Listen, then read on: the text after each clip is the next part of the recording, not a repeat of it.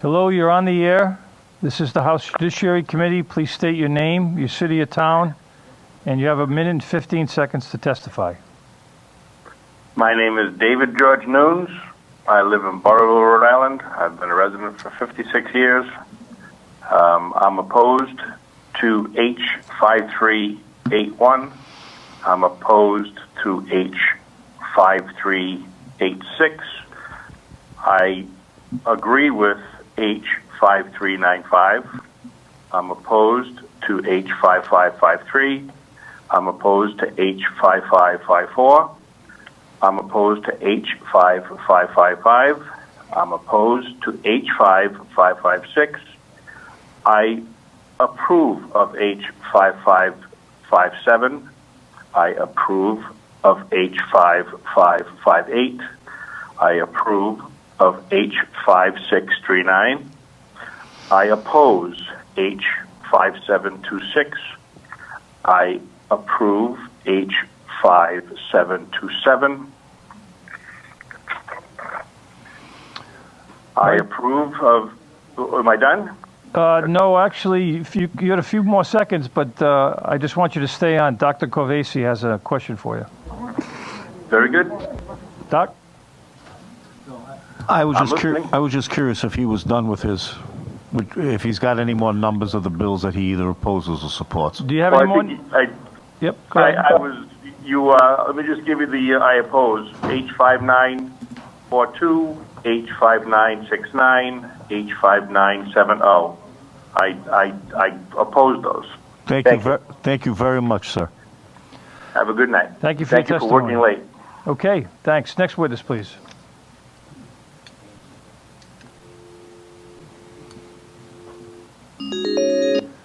Good evening. You're welcome to the House Judiciary Committee. You're on the air. Please state your name, city or town, and you have 1 minute and 15 seconds to talk. Hi, my name is Christopher Mayer. I'm from Lincoln, Rhode Island, and I oppose the so-called assault weapons ban, and a few reasons why. There's a 10-year study done by the FBI, and they found out that out of all homicides, less than 0.5% are committed with AR-15s. If you look at the firearm homicide statistics, so-called assault weapons are responsible for 4% of homicides. So I don't see why these rifles are a threat. Their shootings are very rare, so I don't understand why we're coming after these rifles. We're only making criminals. We're not helping anyone. So people can go to bed and wake up and go to bed a law-abiding citizen with a rifle they legally purchased, wake up the next day a criminal. So I feel like we're only ruining lives. We're not saving lives with these gun control laws, and I do not feel that we're really helping anyone when we really look at the statistics. The other thing, too, is if you don't lock up your rifles, you forget, you leave your house, you're now a felon. So, again, I don't think that's helping anyone. I agree, yeah, you should lock up your firearms, but a felony to me seems very, very strict. Seems very harsh. So there's also a constitutional right that AR-15s are protected under. And at one point in time, do you think that this is not infringement on the Second Amendment? Christopher, your time is up. Thank you very much for your testimony. Please call the next witness. Thank you. Welcome, you're on the air. This is the House Judiciary Committee. Please state your name, city or town, and you've got 1 minute and 15 seconds to testify. Great. I should have probably wrote a letter. My name is John Christie. I'm a resident of the town of Exeter, Rhode Island. And basically, what else did you need? That's it. Just tell me what you need to know. Well, I don't need to really know anything. What I do need to know is I think passing any new gun laws in Rhode Island, which we have pretty restrictive laws right now, and if they were enforced properly, we wouldn't be having this conversation. Basically, any new laws as a sportsman in Rhode Island that does a lot of skeet shooting and so forth, I think any new laws are an infringement on my constitutional Second Amendment rights.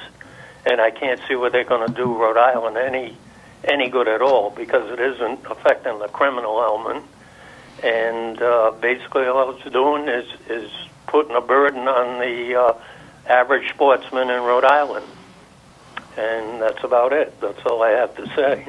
Thank you, John, for your testimony. Next witness, please.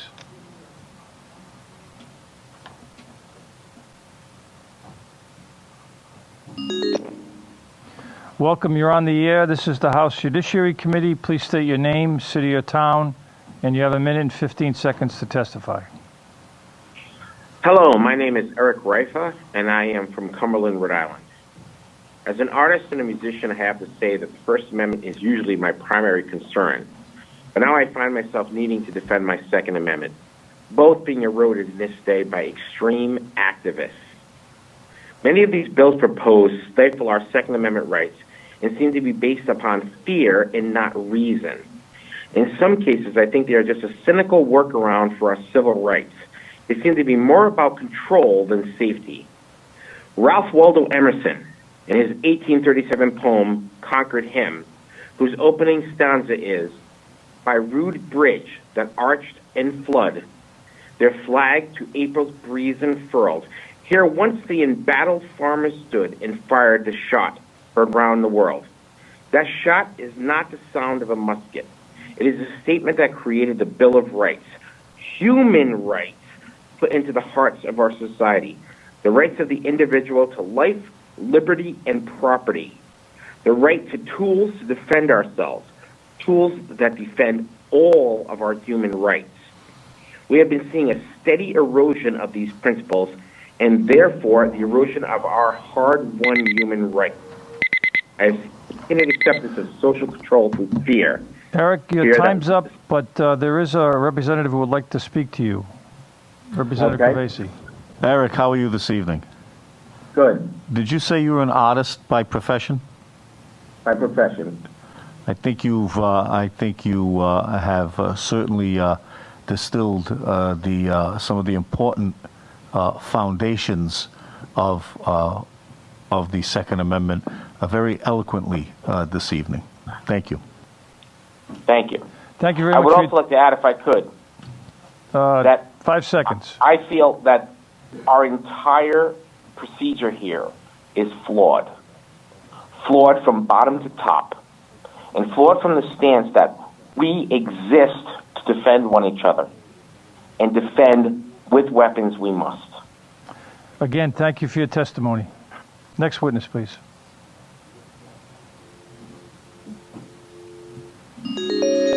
Welcome, you're on the air. This is the House Judiciary Committee. Please state your name, city or town, and you have a minute and 15 seconds to testify.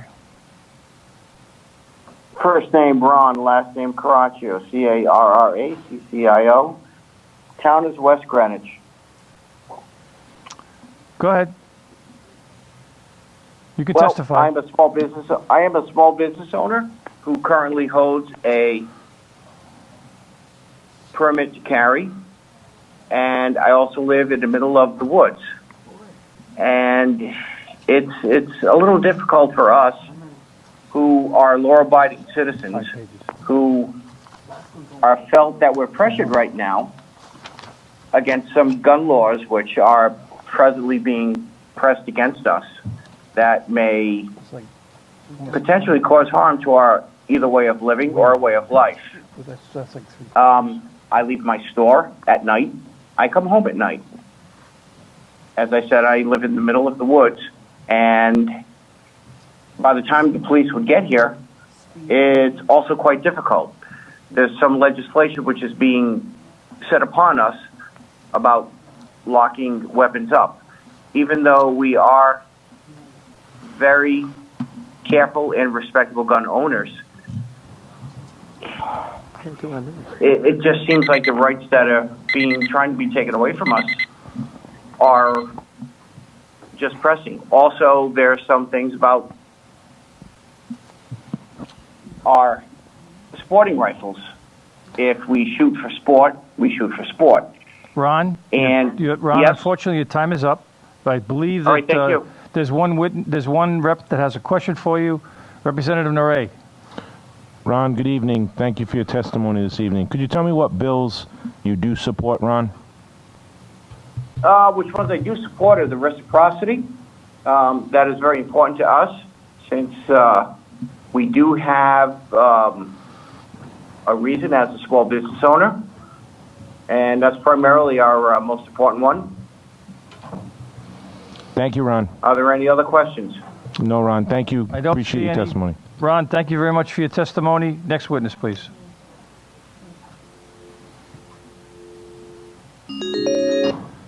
Hello, you're on the air. Please state your name, city or town, and you have a minute and 15 seconds to testify. Yes, sir. Mark Farah, Barroville.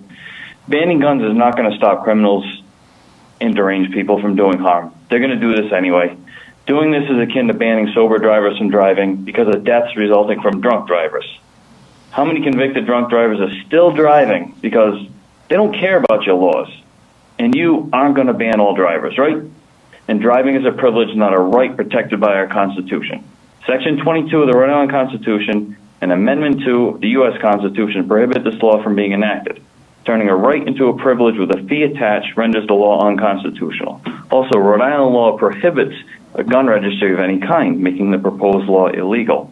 And House Bill 5555, concealed carry on school grounds, firearms are already prohibited on school grounds, except by the safest people among us.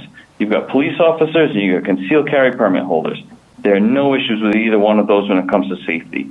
I could even make the argument that concealed carry permit holders train more regularly than average police officers. I mean, besides all that, the only thing that stops a person bent on doing harm to school is maybe a sign at best.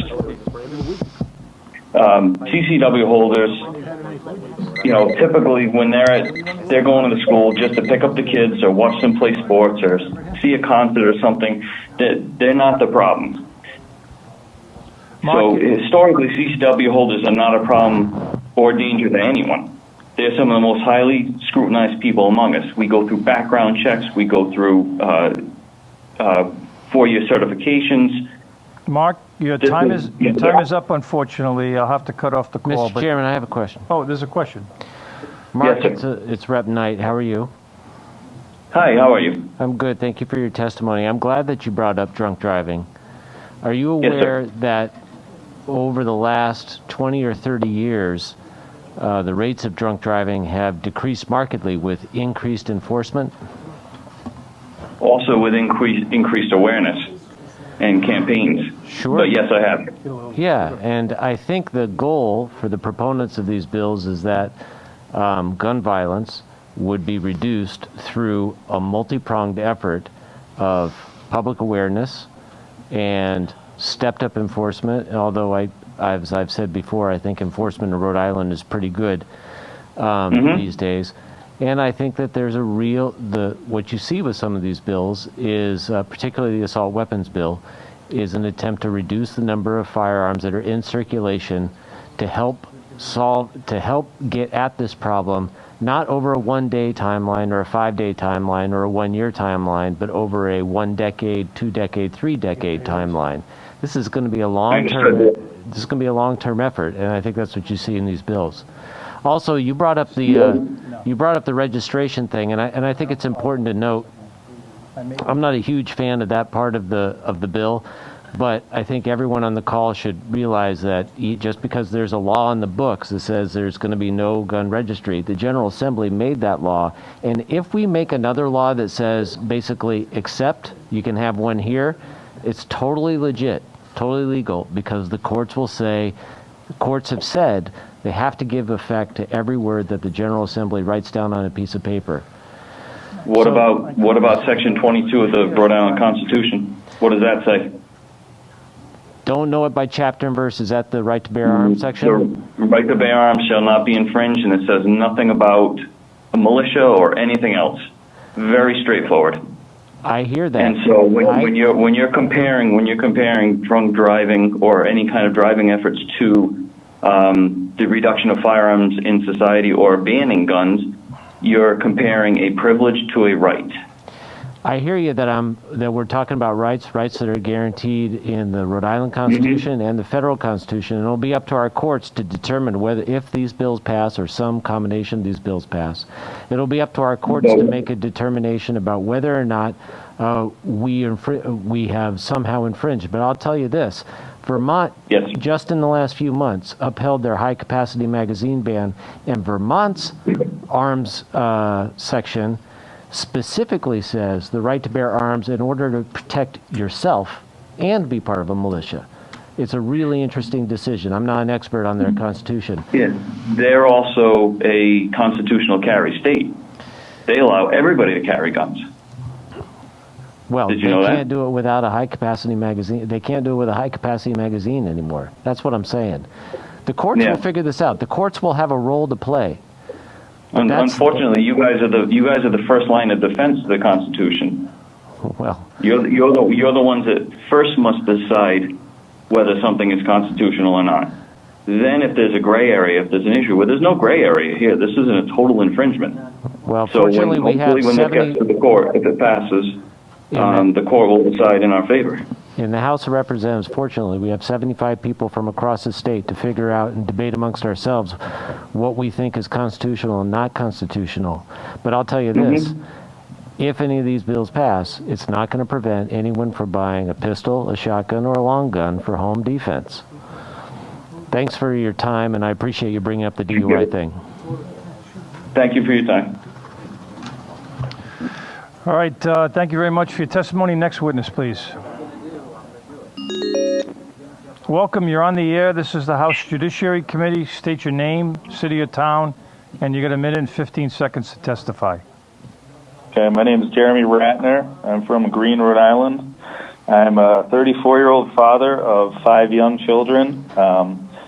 Long story short, I oppose all the anti-gun bills, and I'm in favor of the pro-gun bills. I'm actually a brand new gun owner this year. The world's been a crazy place this year, and I would love to be able to protect my children, and that's why I went out and bought, a gun this year. And long story short, I strongly oppose H5554, 5555, and 5556. And at the beginning of the day, I've been watching it all day, it really hit me in the heart, the Sandy Hook thing, hearing the details, having 5 young children, it really struck me. But the thing is, most of these crimes are committed by criminals, not by law-abiding citizens. And stopping people from having 17 rounds in a magazine versus 10 rounds is not going to make a difference in how many children are killed in these horrible, horrible tragedies. And banning semi-automatic rifles is not going to make a difference either, unfortunately. Because guess what? If you ban assault rifles, there's still other rifles out there that shoot 5.56 and 2.23 that do the damage that you guys have been talking about all night. And we need more people protecting our children, like banning CCW on school grounds. I would want as many CCW carriers in my children's school as possible, as well as teachers. And I think it's just crazy to me. All these bills, I don't understand it. Jeremy, your time is up, but I believe that the sponsor of one of the several of the bills, Representative Caldwell, has a question. Hi, Jeremy. Hi, Jeremy. It's Justine Caldwell. How are you? Good. How you doing? Good, thank you. I am, well, first of all, I have 2 little kids, so you have more than double on me. So I applaud, I applaud that you are even still awake at night and here testifying. So thank you. I am glad that you were moved in some way by the story of the Sandy Hook shooting that I told in my testimony when I was revisiting it as a mom of elementary school kids. It is a really terrifying thing. I just do want to point out the other part of my testimony that, did point out that many of the people who have been, involved in the perpetrators of these mass shootings, again, were law-abiding gun owners until they enacted those shootings. So, it is possible for people to legally buy their guns, to be law-abiding citizens, and then, one day they are not. That does not mean that this law only affects criminals. And so I know we're going to agree to disagree on that point, but I did want to agree with you 100% on that. I agree with you 100%, and I agree there is that slim majority where some people just all of a sudden one day they snap. And that happens. But that's why you want to have a CCW there for when that person does snap, because the only thing that works against a gun is another gun, unfortunately. All right. Well, thank you for your testimony. I appreciated hearing your perspective. Thank you. Thank you for your testimony. Next witness, please. Welcome, you're on the air. This is the House Judiciary Committee. Please state your name, city or town, and take a minute and 15 seconds to give your testimony. Thank you. My name is Judy, and I live in East Providence, Rhode Island, District 65, which is Rep. Greg Amare's district. I am calling to urge this committee to support important gun safety legislation, including bills to regulate assault weapons, limit high-capacity magazines, keep guns out of K-12 schools, prohibit straw purchasing, and prohibit open carry of loaded rifles and shotguns in public. The issue of gun safety is important to me because I think it's an abomination that this country has such a problem with gun violence. I spend my free time volunteering with Rhode Island Moms Demand Action. I wouldn't be doing this unless I felt it was critical to change the gun culture in this country. Gun violence prevention has proven to be a winning issue on all levels, from national to state and local races. Now it is your job to listen to the voices of the people. Please pass these bills to the floor for a vote. Thank you very much for listening to me. Thank you very much. No questions. Next witness, please.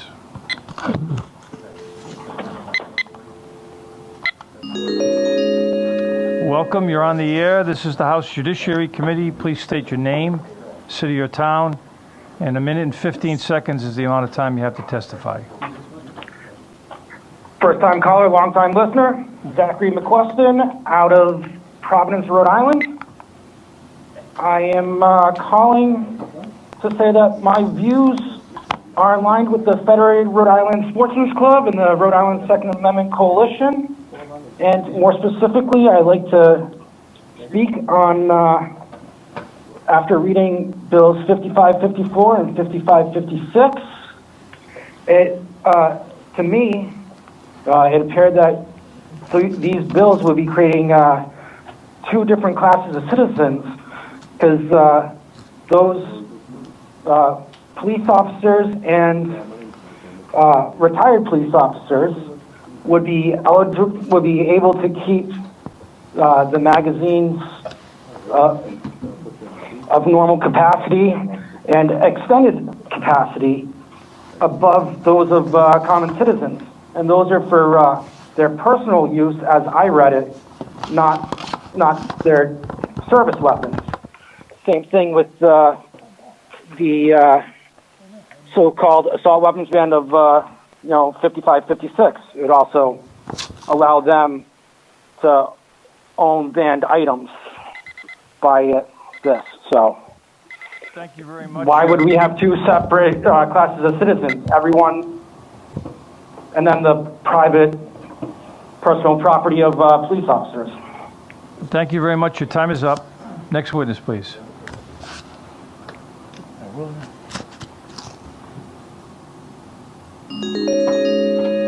Welcome to the House Judiciary Committee. You have a minute and 15 seconds to testify. Please give us your name and your hometown. My name is Raymond Bradley. I am from Charlestown, Rhode Island. I oppose any anti-gun bills. I am only going to talk on one, and that is Bill H5727. I think that's the first gun sense bill I've seen in a long time. I believe that we need to know how these gun laws are being pursued and what they come up and what the outcome is. I think that's a very good bill, and I don't want to take up too much more of your time, but I just had one more comment is I'm also an instructor, and I have been training a lot more women in the past year. And thanks for letting me share. Thanks, Ray. Next witness, please.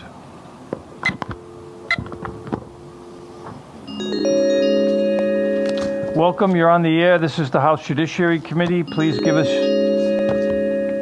your name, your city or town, and you have a minute and 15 seconds to testify.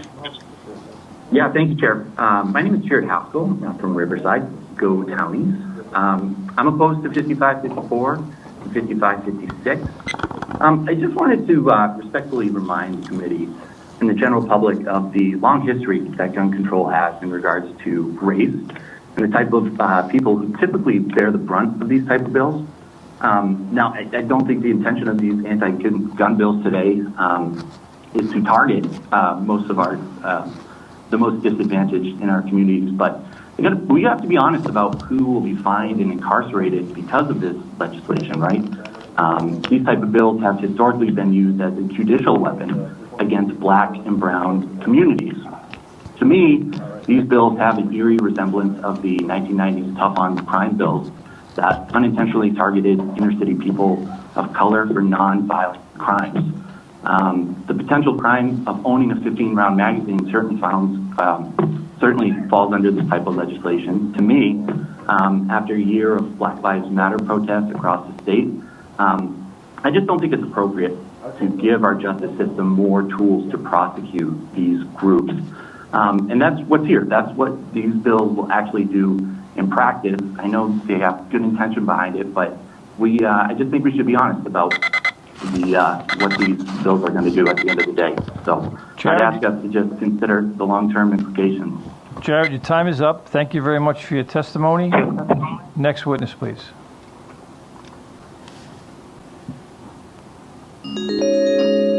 Welcome, you're on the air. This is the House Judiciary Committee. Please give us your name, hometown, and you have a minute and 15 seconds.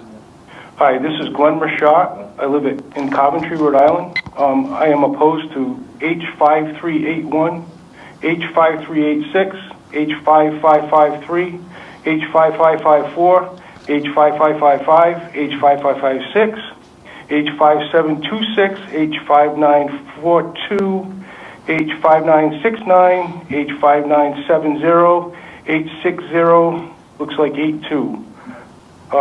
So I just wanted to say that, I look at all these bills and I don't understand why this year it seems like we're under attack. They're almost like malicious. What are they trying to do? I mean, I guess they thought that it's a COVID year so they could take advantage of us. And a few things I just wanted to make comments on.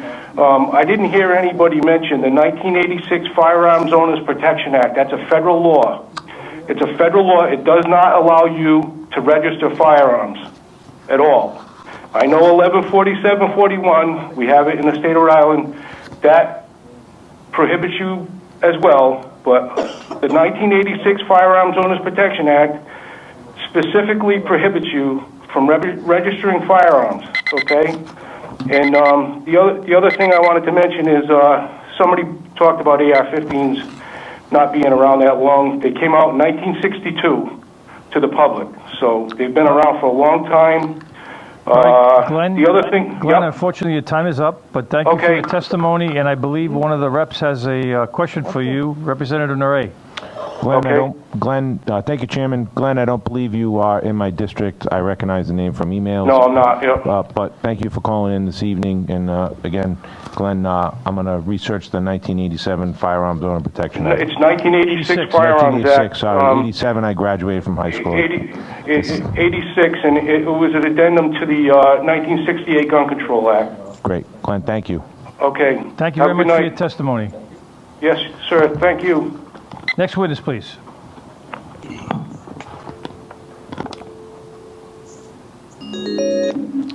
Welcome, you're on the air. This is the House Judiciary Committee. Please give me your name, city or town, and you have a minute and 15 seconds to testify.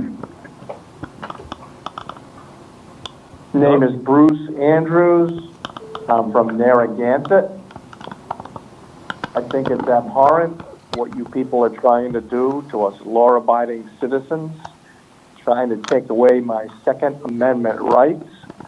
The right to keep and bear arms shall not be infringed. I don't know what you people don't understand about that. And it's just feel-good legislation. I mean, look at Massachusetts. They've got strict gun laws and their crime rates through the roof. And how about Chicago? Probably the strictest gun laws in the country. How are they doing for shootings up there? Not so good. I just don't understand the rationale behind this.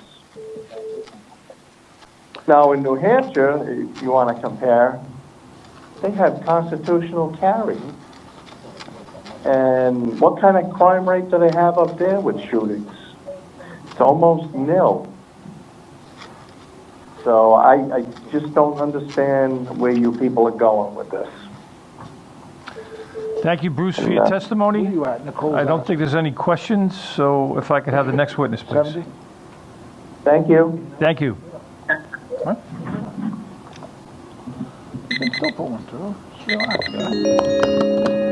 Welcome to the House Judiciary Committee. You're on the air. Please give me your name, city or town, and you have a minute and 15 seconds to testify. Thank you for the time to testify. I'm Christie Andrews from Narragansett, Rhode Island. These bills are violating our Second Amendment rights. It's wrong. It's turning law-abiding persons into criminals and felons. This is wrong. I am not particularly a gun person myself, but I understand that the Second Amendment should be enforced, should be protected, and there's a reason it's the Second Amendment. And there are other states that you will look, they have constitutional carry, and they have protected their states from, and New Hampshire's one of them. Look at what happened in New Hampshire during the protests. Law-abiding Second Amendment people prevented Manchester from being attacked from what was going to be a very nasty riot. Christine, your time is up. Thank you for your testimony. I don't see any questions. Next witness, please. Welcome, you're on the air. This is the House Judiciary Committee. Please give us your name, hometown, and you have a minute and 15 seconds to testify. Thank you. My name is Douglas Mccusker, and I'm from Warwick, Rhode Island. I want to thank the committee members for allowing me to speak. I'm a 20-year Air Force veteran. I took an oath swearing to support and defend the U.S. Constitution. That oath doesn't ever expire. I respect laws, and I respect the law enforcement officers that enforce and protect those laws. I oppose the so-called gun control laws that are counter to the shall not be infringed clause of my Second Amendment right. Any gun bills will harm Rhode Island citizens. They'll destroy my freedoms and liberties, and they will do nothing to curb violent acts by violent individuals. Criminals don't obey laws. Only law-abiding citizens do. So why is Rhode Island attempting to punish me? I just want to go on record that I vehemently oppose the following House bills: 5381, 5386, 5553, 5554, 5555, 5556, 5726, 5942, 5969, and 5970. Thank you. Douglas, thank you very much for your testimony. Dr. Corvesi, one of our state reps, would have a question for you. Absolutely. No question. Just want to thank you for your service. Oh, thank you very much. Hang on a minute. There's another Chairwoman Vella Wilkinson also has a question. Hi, Doug. Okay. Hi, Douglas. I'm not sure whether or not you're in District 21, but I wanted to say thank you very much for coming to staying up this evening and testifying on these important bills. And again, thank you for your service. I'm also a veteran Navy, so, you were Air Force, but that's okay. We'll accept that. Well, thank you for your service, too. Thank you. Any other questions? All right. Dave Bennett, Representative Bennett. Thank you, Chairman. I just want a clarification. Vermont did uphold their large capacity magazines, but they consider large capacity magazines anything holding over 15 rounds. If that would still allow people that have the 14 round mags to keep the same magazines they have now. Why are we at 10? I don't understand that part where we have to go and make all these people buy new magazines when we could, I don't believe in any limit should be there, but just makes sense that we go to 15. And that's all I got to say. Chairman Jason Knight has a question for you or sure. Response. Chair, I believe the 15 round in Vermont is just where their assembly landed, or whatever they call their assembly. The point of the decision was that any kind of limit, 15, 10, whatever the assembly wants to call it, was legitimate under Vermont's state constitution. That may be true, Representative, but what I'm saying is a 10 limit would make a lot of people have to get rid of their magazines that have the Glock 6 Hour, etc., and buy new magazines, where the Vermont law would allow everybody to keep the magazines that came with their gun. And that should be very important, especially for people who, don't want to go out and buy new pots for their gun. Thank you. Representative Caldwell. Chairman, does that leads me to believe you would be in favor of a 15-round limit on high-capacity magazines here in Rhode Island? No, I said that earlier, that I would not, I don't think any limit should be there. But, if there has to be a limit, it should be one that's not going to make people go out and buy new stuff. They spend a lot of money. All right, thank you. That was just a yes or no. 19 or a 6 Hour. And now you're going to make them throw their magazine away and go buy a new one for the same gun. And no, I don't support any limit on capacity magazines. Thank you, Chairman. Thank you, Mr. Mccusker, for your service and for your testimony. And the next witness, please.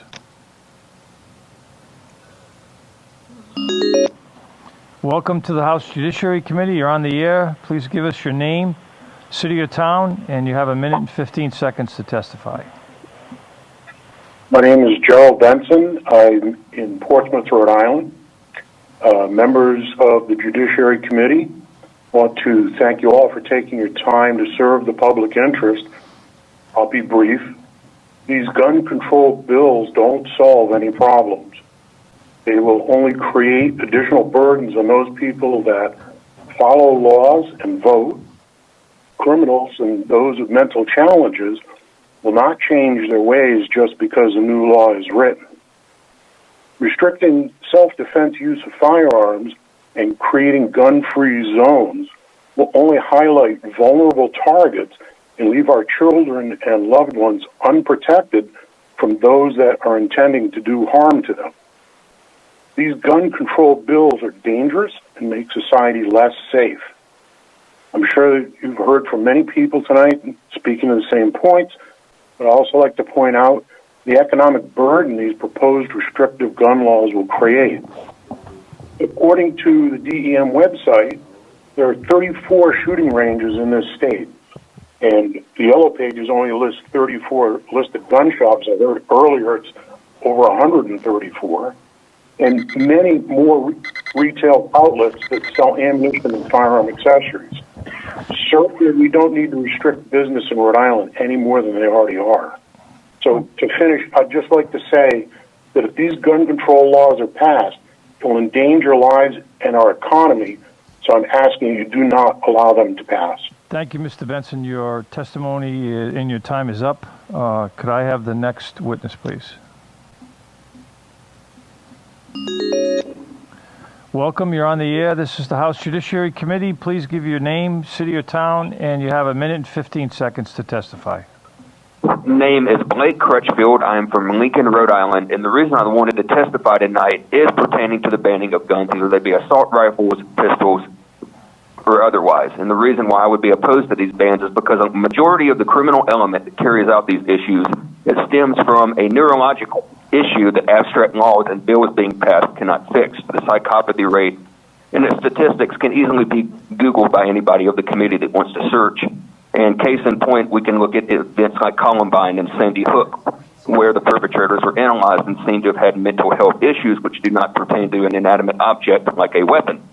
I've always been of the stance, being a former U.S. Marine veteran and having survived homelessness and drug addiction, had to avoid the criminal element. These people think differently than we do. Sure, banning guns may seem nice on paper, and it's a good symbolic gesture. However, all it does is create another revenue stream for the black market where these people, uninhibited by norms and laws, can purchase these weapons to carry out violence. And even in the incident of a armed robbery or forced robbery or bodily harm, 9 times out of 10 it has been an armed, astute, and informed citizen with a weapon that has stopped it, because police response time can be heavily delayed and not always be there on time. What these laws will affect are law-abiding citizens who want to legally purchase firearms to defend themselves, their family, their homes, and their private property, and criminals will not abide by that. Blake, unfortunately your time is up, but thank you for your testimony. Next witness, please.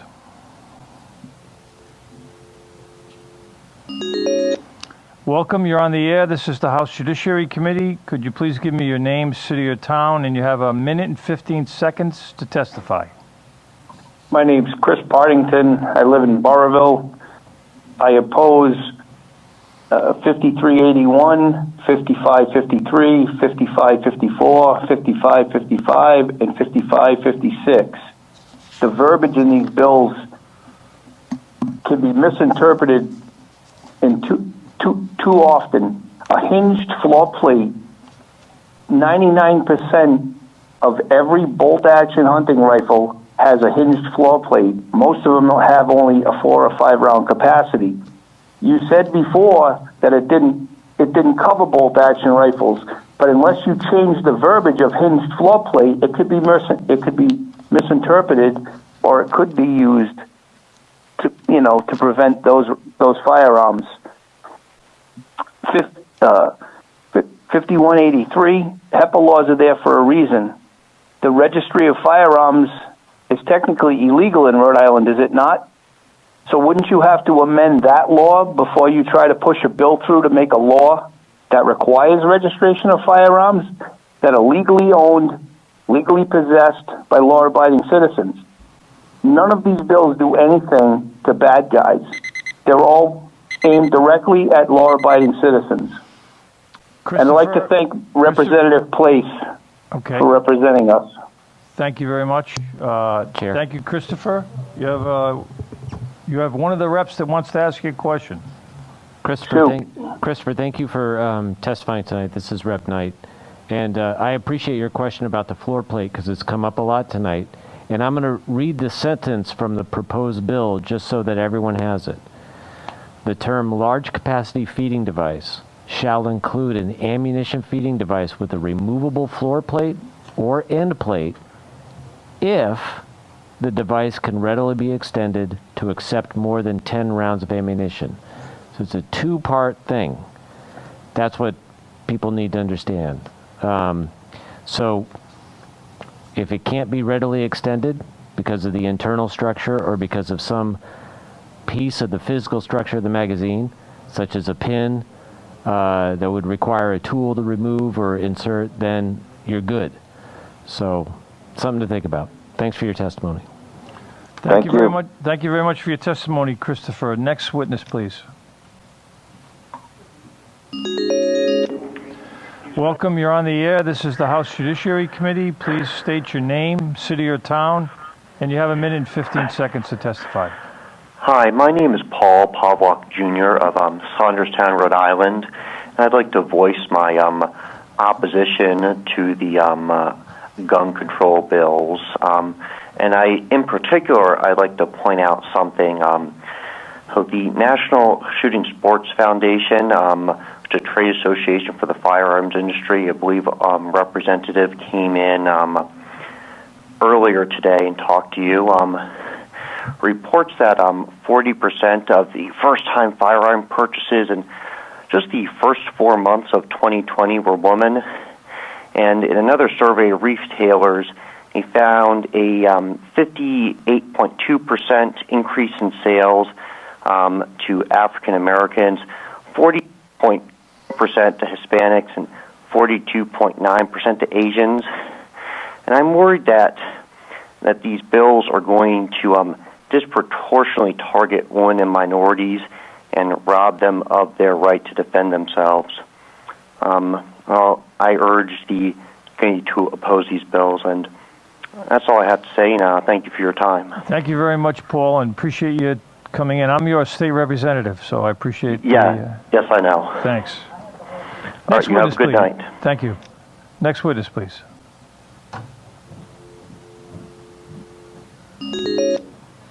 Welcome, you're on the air. This is the House Judiciary Committee. Please state your name, city or town, and you have 1 minute and 15 seconds to testify. Stephen Preston, Greenville, Rhode Island. Good afternoon or good evening, Mr. Chairman and members. Which bill are we discussing? Anyone you wish, or all of them, but you have 1 minute and 15 seconds. I would strongly suggest that you send all of these for further study and look at industry professionals to help you write a more comprehensive set of bills that would do a better job, as there are holes in definitions on many of these that are not consistent with industry standards. I thank you for your time.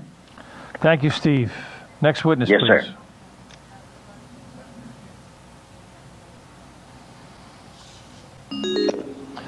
Welcome, you're on the air. This is the House Judiciary Committee. Please state your name, city or town, and you have 1 minute and 15 seconds to testify.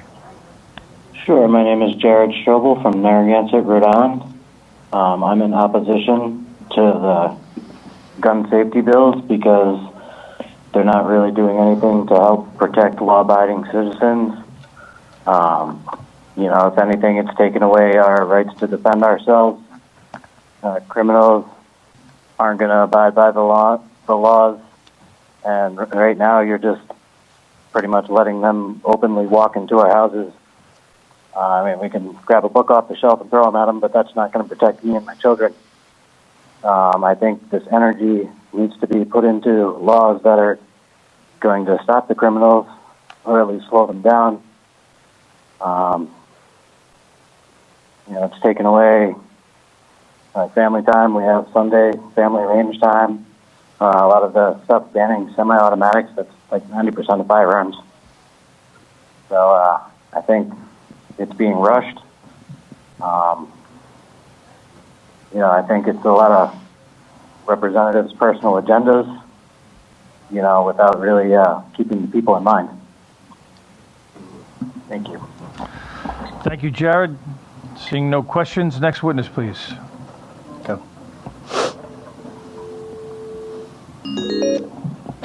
Welcome, you're on the air. This is the House Judiciary Committee. Please state your name, city or town.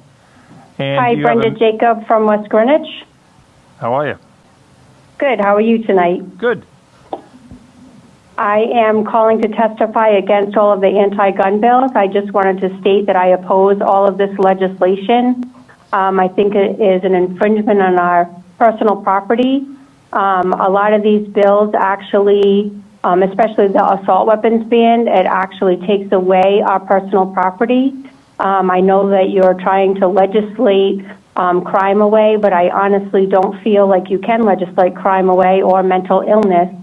And you are actually infringing upon the rights of many law-abiding citizens in the state of Rhode Island, and that many of us do own the firearms that are actually listed within your assault weapons ban.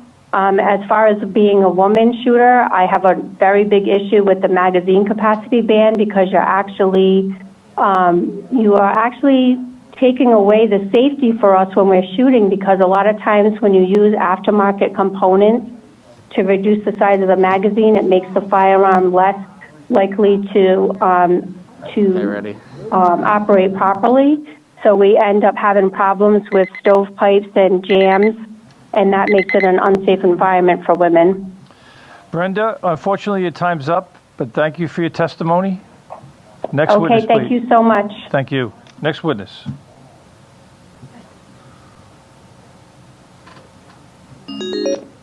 Welcome, you're on the air. This is the House Judiciary Committee. Please state your name, city or town, and please feel free to take 1 minute and 15 seconds to testify. Nicholas Guarino, volunteer firefighter, small business owner, CCW permit holder.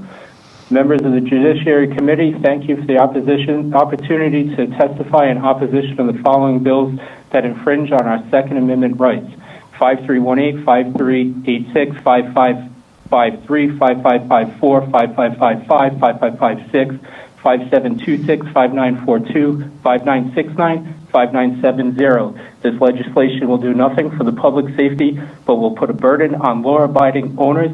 Gun owners, as you know, criminals do not follow the law. I'm in favor of 5395, 5557, 5558, 5639, 5727, 5730, 5882, 5971, 5972, 5973, as these are common sense bills, will not keep our children and citizens safe, but simplify laws for gun owners who do not want to follow the law. As a small business owner, I have customers from Sandy Hook, and they are all CCW holders due to the situation that they were put through, having to wait for a good guy with a gun to come save them. Thank you very much for your testimony. Next witness, please. Yeah, bring it back. Welcome. This is the House Judiciary Committee. Please state your name, city or town, and you have a minute and 15 seconds to testify. Thank you. My name is Diana Garlington, and I'm from Pawtucket, Rhode Island. Good evening. My name is Diana Garlington, and I live in Pawtucket, Rhode Island, which is Representative Barrow's district. I am not against law-abiding citizens who possess a firearm. I am urging this committee to support important gun safety legislation, including bills to regulate assault weapons, limit high-capacity magazines, keep guns out of kindergarten to 12 schools, prohibit straw purchasing, and prohibit open carry of rifles and shotguns in public. The issue of gun safety is important to me because I have spent the last decade, which is 3,650 days, seeking justice for my daughter, Christie, who was 21 years old, shot 3 times, and listed as an unsolved murder victim on a sheet of paper as number 92. Essence was not born to be remembered as a number. She was born with a name. As her mother and as a survivor, I ask you to please pass these bills to the floor for a vote. Thank you. Thank you very much for your testimony. Justine, you have a question? Comment, Diana. It's Justine Caldwell. I just want to thank you again, or thank you for coming out to tell your story again tonight. I wish you didn't have to tell it over and over, and the loss of your daughter is a tragedy, and I think of Essence every day when I work to fight for these bills. And so thank you for waiting so long to testify and for telling us your story. Thank you, Ms. Caldwell. I appreciate it. Thank you, Diana. Thank you. Next witness, please.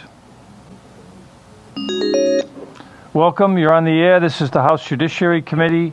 Please state your name, city or town, and you have a minute and 15 seconds to testify.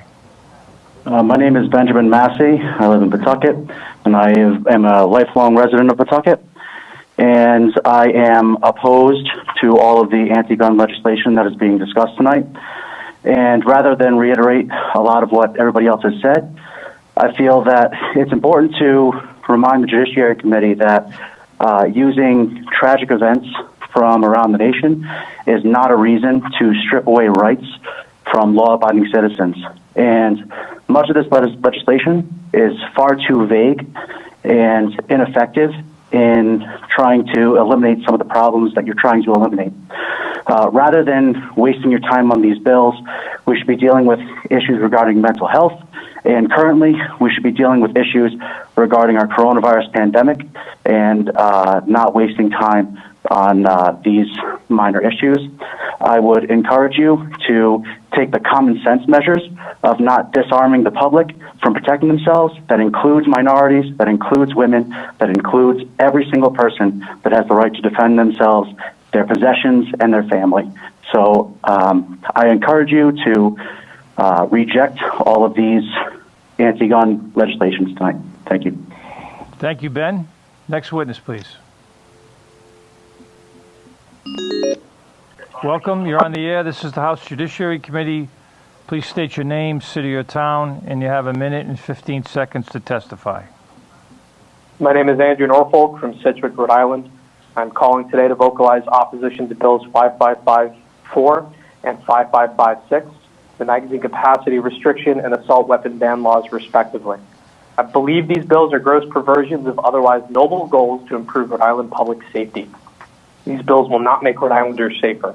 I believe such bills target access to cosmetic features such as pistol grips, telescoping stocks, and threaded barrels, which do not improve the lethality of the weapon, but rather the ergonomics. Massachusetts forbids purchasing of new AR-15s, but allows for purchases of arguably more deadly rifles, such as the SCAR platform. This is because such a legislature, just like the proposed bill tonight, is predicated on targeting superficial and aesthetic features of popular weapons under the guise of improving public safety.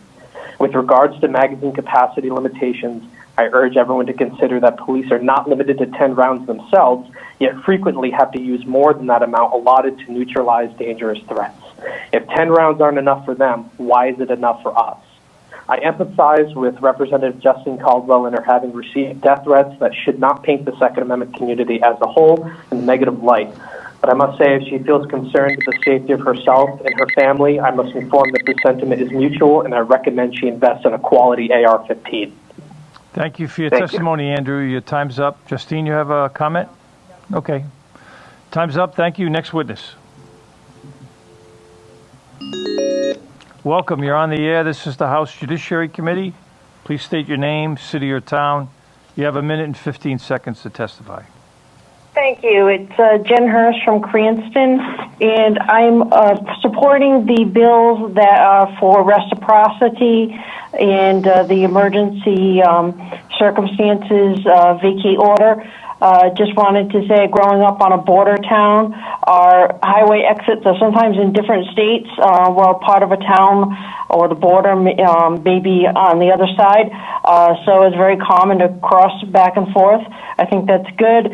I'm against I find the magazine ban arbitrary and capricious. There's no grandfathering. Furthermore, there is literally an expense that's not being footed. So I would say that constitutes a takings of personal property. And as far as the assault weapons ban, there's a lot of definitions, and it's really cosmetic. There's no provisions for curios or relics, which are not quite old enough to be antiques, but these are things that the FFL license that people have. You've diminished their value by taking pieces off or changing their appearance, and they're well over 50 years old, but not quite 150. And that's what I'll leave it at that. With if you have any questions, let me know. I don't see any questions, Jen, but your time is up. Thank you very much for your testimony. Thank you. Next witness, please. Welcome. You're on the air. This is the House Judiciary Committee. Could you state your name, city or town? And you have a minute and 15 seconds to testify. Good morning. Good evening, Representative Craven. Dan Patterson from Exeter. I'm also the Exeter Town Council Mr. President. How are you, Mr. President? Okay. Two quick items. You've got two pieces of testimony from me. I had my town clerk forward a resolution from the town of Exeter at our March 8th meeting, where the town of Exeter voted to become a sanctuary city. We also voted in opposition to quite a few of these bills. We didn't get all of them because of Open Meetings Act. Some came out after. Second item real quick. As you know, I'm a licensed FFL dealer. House Bill 5318, the medical HIPAA bill here. Totally out of, whoever wrote it is insane. I'm sorry. There's no other words for it. Because when you read this bill, basically this waiver is for every purchase that someone comes to us. And I'm not a medical professional. This should be completely thrown in the trash. That's about it, because a lot of the other things I wanted to say you've already heard tonight repeatedly. So I thank you for your time, Rep. Thanks, Dan. I believe your representative may want to say hello to you. Oh, yeah. Julie has copies also. I did send them to her. Hi, Dan. So I'm all here. Hi, Dan. It's Julie. I did forward your email like I said I would the other day, so it has been forwarded. Thank you. Okay. Thank you for your time. Thanks, Mr. President. Take care. Next witness, please. Welcome. You're on the air. This is the House Judiciary Committee. Please state your name, city or town, and you have 1 minute and 15 seconds. Thank you. My name is Gary Garofalo from Tiverton, Rhode Island. I respectfully request our Rhode Island lawmakers not add more laws, but empower our police and courts to enforce those already in place.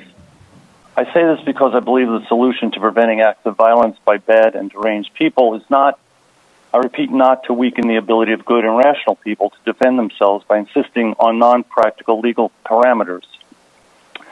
If the Assembly must consider additional laws, and again, I believe we have plenty of them, I would like it recorded that I support HRs 5395, 5557, 5558, 5639, 5727, 5882, 5971, 5972, 5973, 5730, and oppose all other gun-related bills presented today. I want to thank all you lawmakers working late tonight on this and for the opportunity to be heard as a citizen of Rhode Island. I wish all listening a pleasant night. Thank you. Thank you for your testimony. Seeing no questions, we'll take the next witness.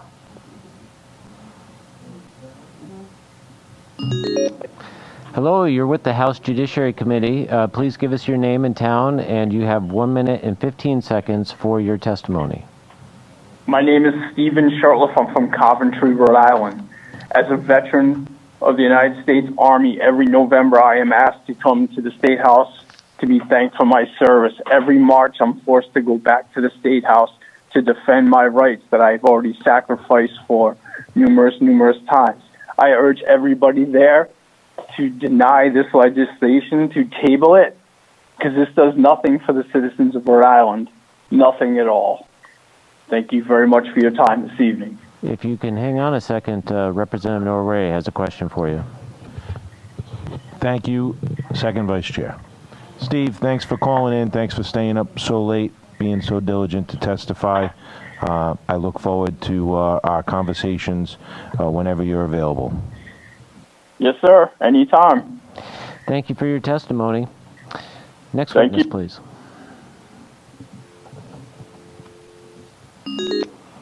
Hello, you're on with the House Judiciary Committee. If you could give us your name and town, and then you have 1 minute and 15 seconds for your testimony, please. My name is Abner Albano. I live in Cranston, Rhode Island, and I opposed 5381, 5386, 5553, 5554, 555, 5556, 5556, 5726, 5942, 5969, 5970, and I approve of 5395, 5557, 5558, 5639, 5727, 5730, 55582, 5971, 5972, and 5973. As a father of 3 kids, my age is 28. I have a 14-year-old. To put things in perspective, I've had my concealed carry for a couple of months now, and I always wanted to defend my family, and I'm pretty sure everybody around the room wants to defend their family and their children. And I spend on my free time, most of the time I used to spend it in school, watching over my kids, making sure everything was fine. I think we should allow us concealed carry law-abiding citizens to carry in school, to protect our own, to protect our family, protect others, and protect other children as well from other threats, because any of these bills are not prohibiting other criminals to come into our schools and causing harm to our kids. And Thank you for your testimony. Your time is up. I appreciate it. Thank you. Seeing no questions, we'll take the next witness.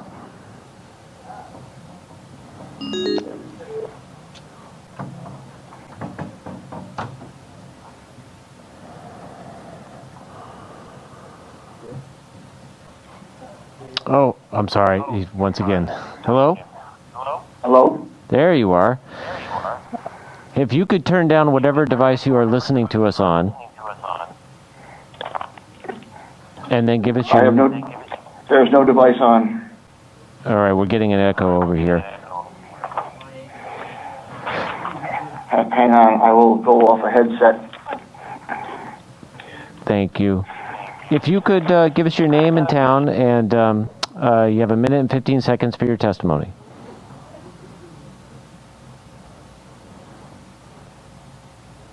You there, sir? Let's try the next one and come back to that gentleman. Hello, you're on with the House Judiciary Committee. Please give us your name and town, and then you have a minute and 15 seconds for your testimony. Good evening, everybody. My name is Aaron Braga of Johnston. I'd like to address you all tonight out of concern and, frankly, frustration. Why is it that we responsible firearm owners are always held accountable by punitive bills, specifically 5554 and 5556? Thousands of gun owners across the state have completed hundreds of hours of safety courses, drills, and scenario training. We have paid all associated fees. We've had our background checks run over and over again for purchases. We've complied as mandated with all associated laws and regulations. Now, certain representatives who seemingly know nothing about firearms and firearm safety are yet again attempting to further restrict our Second Amendment. When will those of you who support this finally understand that we, the responsible firearm owners, are not the cause of senseless gun violence? We are the majority. The felons and thugs committing these crimes will continue to do so regardless of how many laws and restrictions you all pass, while we will continue to follow the law and slowly continue to lose our Second Amendment. A colleague of mine took the liberty to contact the DEM personally to obtain numbers of individuals applying for blue cards, also known as pistol permits. 2019 saw 3,702 permits issued, while 2020 saw 12,485 permits issued. The numbers speak for themselves. The majority of Rhode Islanders do not want more gun control. Please, I urge you all on behalf of all firearm owners not to pass these ridiculous, ignorant restrictions. Thank you for your time. Thank you, sir. We appreciate your testimony. Can we have the next witness, please? Hello, you're on with the House Judiciary Committee. If you could give us your name and town, and then you have a minute and 15 seconds for your testimony. My name is Robert Mealy, West Kingston, Rhode Island, and I am opposed of bill number 5556 and all the other anti-gun bills. I'm a law-abiding citizen. This bill will not affect the criminal. It'll only affect the law-abiding citizens. We already have good gun laws on the books. Why don't we just focus on enforcing them and preventing the mentally ill and the criminals from possessing firearms, not the citizens? Going after like gun accessories like threaded barrels and handguards and magazines to make firearms illegal is wrong. I mean, criminals are not going to obey the law anyway, and they're sure as heck not going to go register them. I own several firearms, but my firearms are to protect myself and my family, and I also am a hunter and a sportsman. I enjoy target shooting. So I'm against this bill and all the other anti-gun bills, and I would like to keep my Second Amendment. So don't pass any of these bills. And I appreciate you listening to my testimony. Thank you very much. You're very welcome. Thank you. Next witness, please.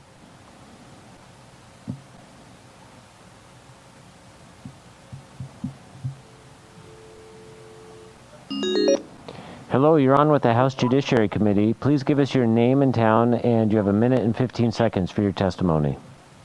Hi, my name is Dan Mello, resident of Providence.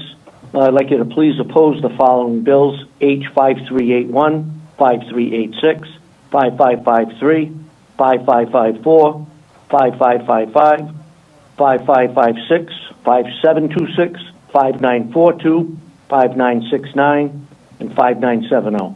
I'd like you to please support these bills: H5395, 5557, 5558, 5639, 5727, 5730, 5882, 5971, 5972, and 5973. I am a lawful gun owner, like many others in the state, that do necessary requirements to be lawful gun owners. I had to give up my own Massachusetts CCW permit when moving to Providence some 45 years ago, as I was unable to transfer it here into the state or acquire a new one in Rhode Island. I believe any lawful person should be able to obtain a CCW permit not only for this state, but for all states. Having a daughter, 2 nieces, and 2 nephews that are teachers here in Providence, I believe that any teacher, custodian, food service worker who is properly trained and chooses up to do so should be able to carry while in school. Lawful gun owners should not have to be punished by more laws, which we all know that the criminals don't care about. Thank you. Thank you for your testimony. We appreciate it. Next witness, please.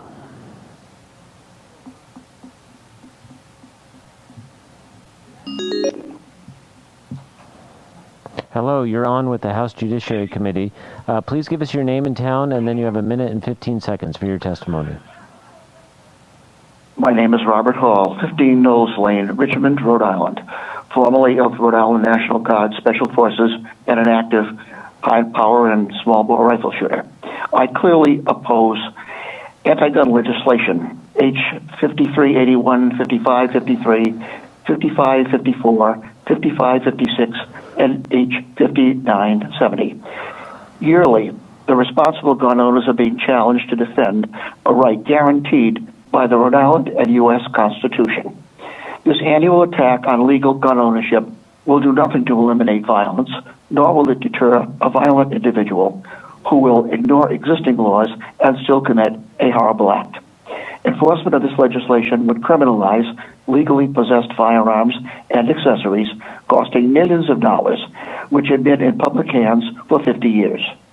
Any law that can strip individuals of legal personal property is ex post facto and greatly impairs their capability of defending themselves and their family. Included in the wording of this legislation are attributes applicable to firearms existing since the American Revolution. Mandatory registration of firearms simply provides a convenient means for future unlawful confiscation. Thank you for your testimony. We certainly appreciate it. If you have a moment for a question from Rep. Norray, we'd be grateful. I have. Thank you, Second Vice Chair. Sir, thank you for your service. I thank you, sir. All right. Thanks for your testimony. Next witness, please.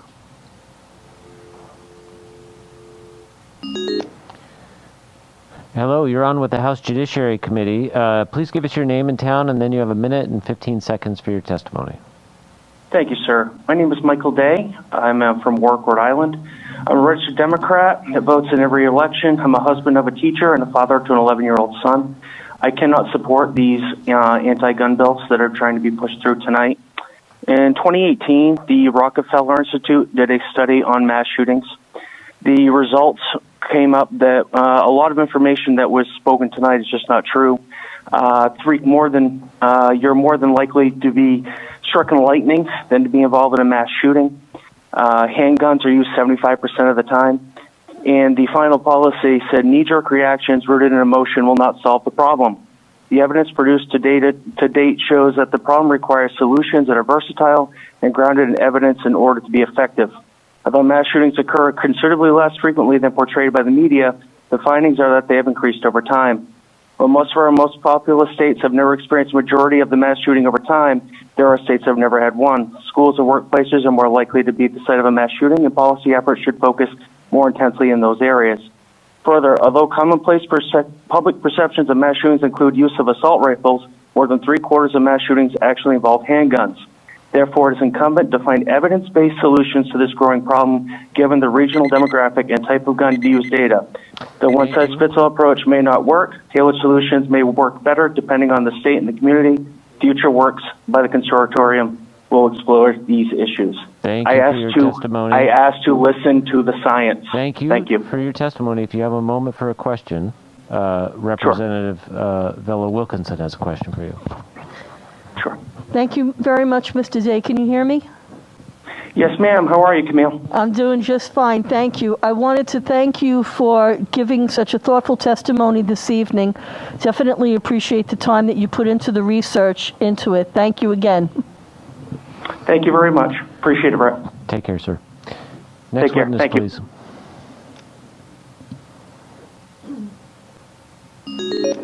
Hello, you're on with the House Judiciary Committee. If you could give us your name and town, and then you have a minute and 15 seconds for your testimony. Okay, great. My name's Angelo Gemma. I'm from Exeter, Rhode Island. Go ahead. Okay. So, as I said, I'm from Exeter. I'm a taxpayer. I'm a lifelong Rhode Island resident. I'm an active voter. I'm unaffiliated with any organization.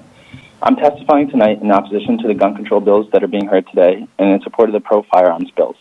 I'd like to mention that because we're unable to peacefully protest that these bills should not be heard tonight, but since they are, I'd like to state the following.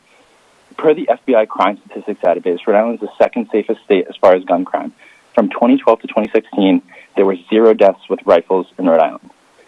The laws will make gun owners felons overnight. I've never been pulled over by a police officer, let alone received a ticket, and yet if these laws pass, they would make me a felon. They go far beyond any other state's firearms laws. The bill that attempts to ban magazines with removable floor plates essentially is a ban on firearms manufactured in the last 50 years in total. It punishes law-abiding citizens. In a recent study by the Washington Post, 80% of gun crime is committed with stolen guns. As far as the pro-gun bills, the CCW reciprocity bill, crossing state lines should not prevent you from being able to defend your life. And I'd like to mention that the ban on tasers in Rhode Island is current law is sexist and it targets women who are the main users of tasers. Thank you for your time. Testimony. Appreciate it. Thank you. Next witness, please. Hi, you're on with the House Judiciary Committee. If we could have your name and town, and then you have a minute and 15 seconds for your testimony. Hi, my name is William Kenny. I'm from the town of Foster, where people show up on your front yard in the middle of the night with AR-15s. I'd like to make a comment. I don't think Representative Knight understands the results of 556. He says the bills will not prevent a person from buying a pistol, a shotgun, or a rifle, but the bill will prevent me from buying 95% of them, because those will be the ones outlawed. I'd also like to comment, Linda Finn mentioned a poll of 420 out of 600, 70% in favor of assault weapon bills. I would like to remind the committee that the petition with 10,011 signatures that was presented tonight, they were not emails sent in by people, but by people that actually went in their cars, went to their local shop, and signed up, signed the petition in person. I'd also like to take offense, let it be known, I take offense with Representative Caldwell referring to me as being a member of a movement or a club. There's much more than that to me. Thank you. Seeing no questions, thank you for your testimony. We certainly appreciate it. We have the next witness. Hello, you're on with the House Judiciary Committee. If you could give us your name and town, and then you have a minute and 15 seconds for your testimony.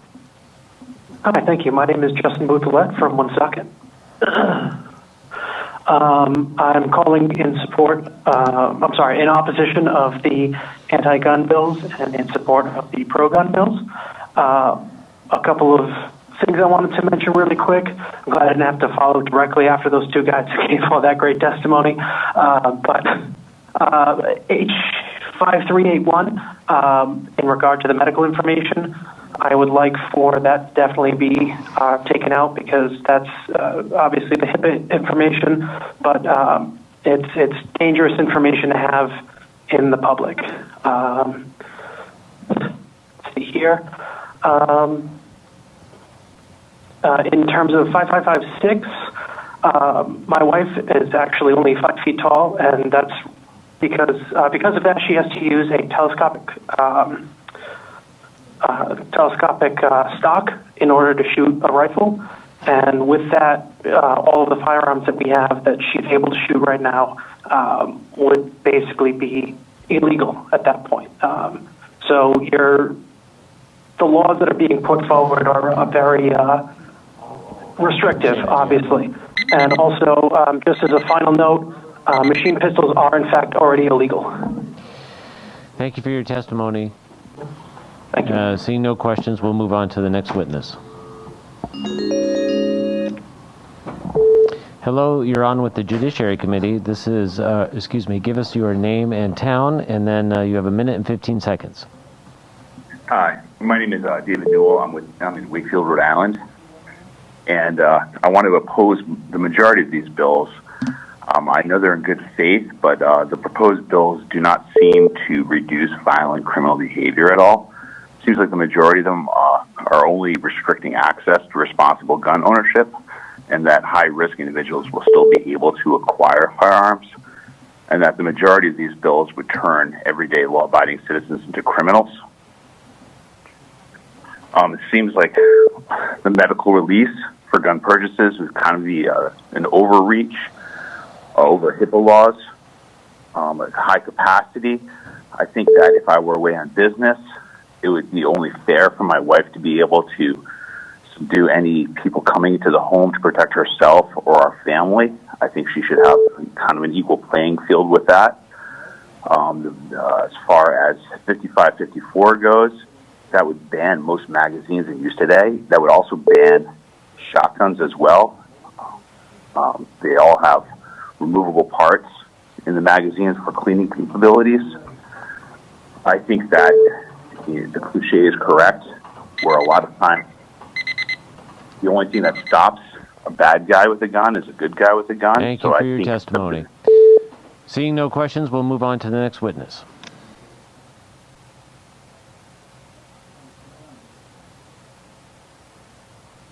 Is he on? Hello?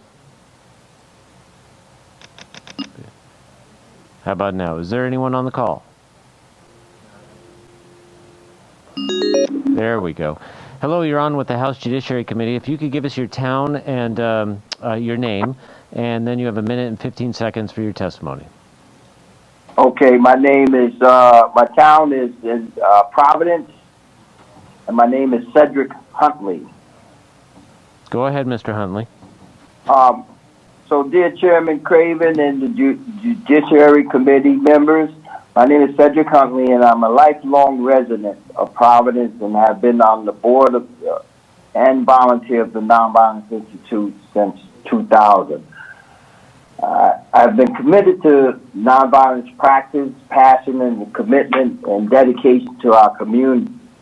Previously, I've worked as Director of Student Support Services and Safety for the Met School and Director of the City Southside Recreation Center.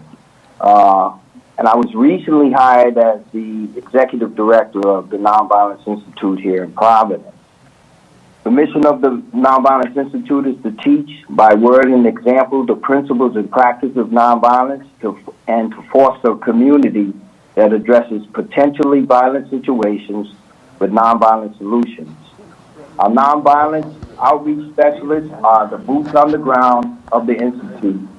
The team works every day in Providence, Pawtucket, and Falls to understand the dynamics of gang violence and to support young people in making nonviolent choices and to mediate potential conflicts. Mr. Huntley, yes. Rep. Batista has a question for you. Yes.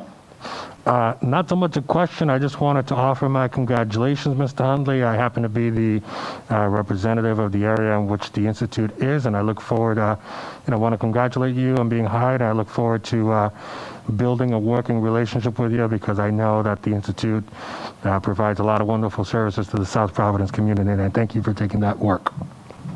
All right. Thank you so much, and I think you're on the schedule to meet sometime in the next few weeks. So, April 1, I'll see you, man. Yes, all right.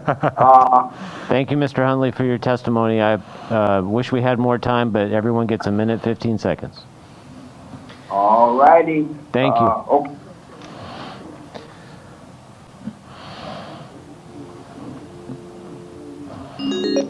Hello, you're on with the Judiciary Committee, and if we could have your name and town, and then you have a minute and 15 seconds for your testimony. Hi, my name is Patrick Perniak. I'm a resident of Providence. I'm opposed to Bills 5381, 5386, 55, 53, 55, 54, 55, 55, 55, 56, 57, 26, 59, 42, 59, 69, 59, 70. These bills, if passed, will do nothing besides limit the power of the law-abiding citizen. The only good things to come tonight are these bills giving us more power, like constitutional carry, 5972. Following suit with states like South Carolina and Texas and many other states with constitutional carry. God. You know, would absolutely be the right way to get this state in motion. All right. Thank you for your testimony, sir. We appreciate it. And seeing no questions, we'll move on to the next witness. Hello, you're on with the House Judiciary Committee. Please give us your name and town, and then you have a minute and 15 seconds for your testimony. Hi, my name is Alan Gibberti. I'm a resident of West Warwick, and as a gay Asian American, I am sick and tired of having to defend my God-given right to protect myself, my family, and my loved ones from those who would do us harm. I have to defend myself from your common-sense gun laws that were created without a modicum of common sense, and this isn't just a fight against impotent gun legislation. This is a fight for our lives, because since January, we've been told we're in danger. One of the loudest voices has been our own David Cicilline. In February, he warned us that groups are targeting minorities and the gay community. And here we are, fighting against legislation that is in no way going to make us safer. As champions of those who are marginalized, you're actively working to take away the one thing that evens this playing field. And the only thing that's apparent about this common sense gun bills is that there is no common sense, that this is all political. People are using the shooting in Atlanta to justify no common sense gun legislation at the expense of the Asian American community. A few years ago, I asked Rep. Knight at a bill similar to H5970 exactly how would members of the LGBT community under 21 years of age defend themselves. There's no answer. There isn't one. Have we rectified this issue, or are we simply ignoring the inconvenient consequences of this legislation? Is it a case of in order to make an omelet, you have to break a few eggs, and unfortunately, we are the eggs? I'm a gay Asian American. We deal with bigotry out there, and we shouldn't have to deal with it in here with legislation that's going to make people like myself an easier target because of what we are. Thank you for your testimony. And would you be willing to take a question from Rep. Norrie? Oh, absolutely. Go ahead, Rep. Thank you, Second Vice Chair. Thank you for your testimony as a representative of West Warwick. I appreciate you taking the time to call in. Thank you. Thank you for your testimony. No further questions, and we'll take the next witness.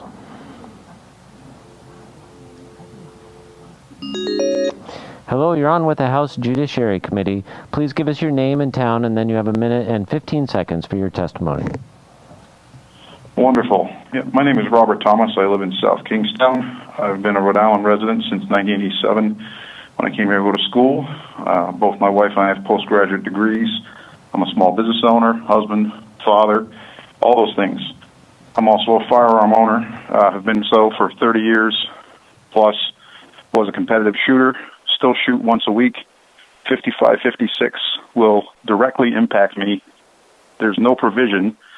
Even if the registration is completed, there's no provision for me to replace that firearm when it does wear out. And they do wear out. There's no way for me to continue doing what I like once my firearms time out. So you're essentially going to be taking away my activity entirely over time. Additionally, I don't really understand the point of registration, because how does that prevent a crime? I'm not a criminal, proven to not be a criminal. Yet, even if I go through all the processes you want me to do with this, it's not going to prevent any crime. So what exactly is the point? Other than you knowing what I have, which again, the only reason I can see you wanting that is taking it away from me. So thank you for your time. Those are my thoughts. Thank you for your testimony. We certainly appreciate it. Seeing no questions, we'll have the next witness, please. Hello, you're on with the House Judiciary Committee. If I could have your name and town, and then you have a minute and 15 seconds for your testimony. Sure, thank you. Hi, this is Mike Bruno, and I'm most recently from the east side of Providence, and I'm speaking in opposition of 5554 and 5556.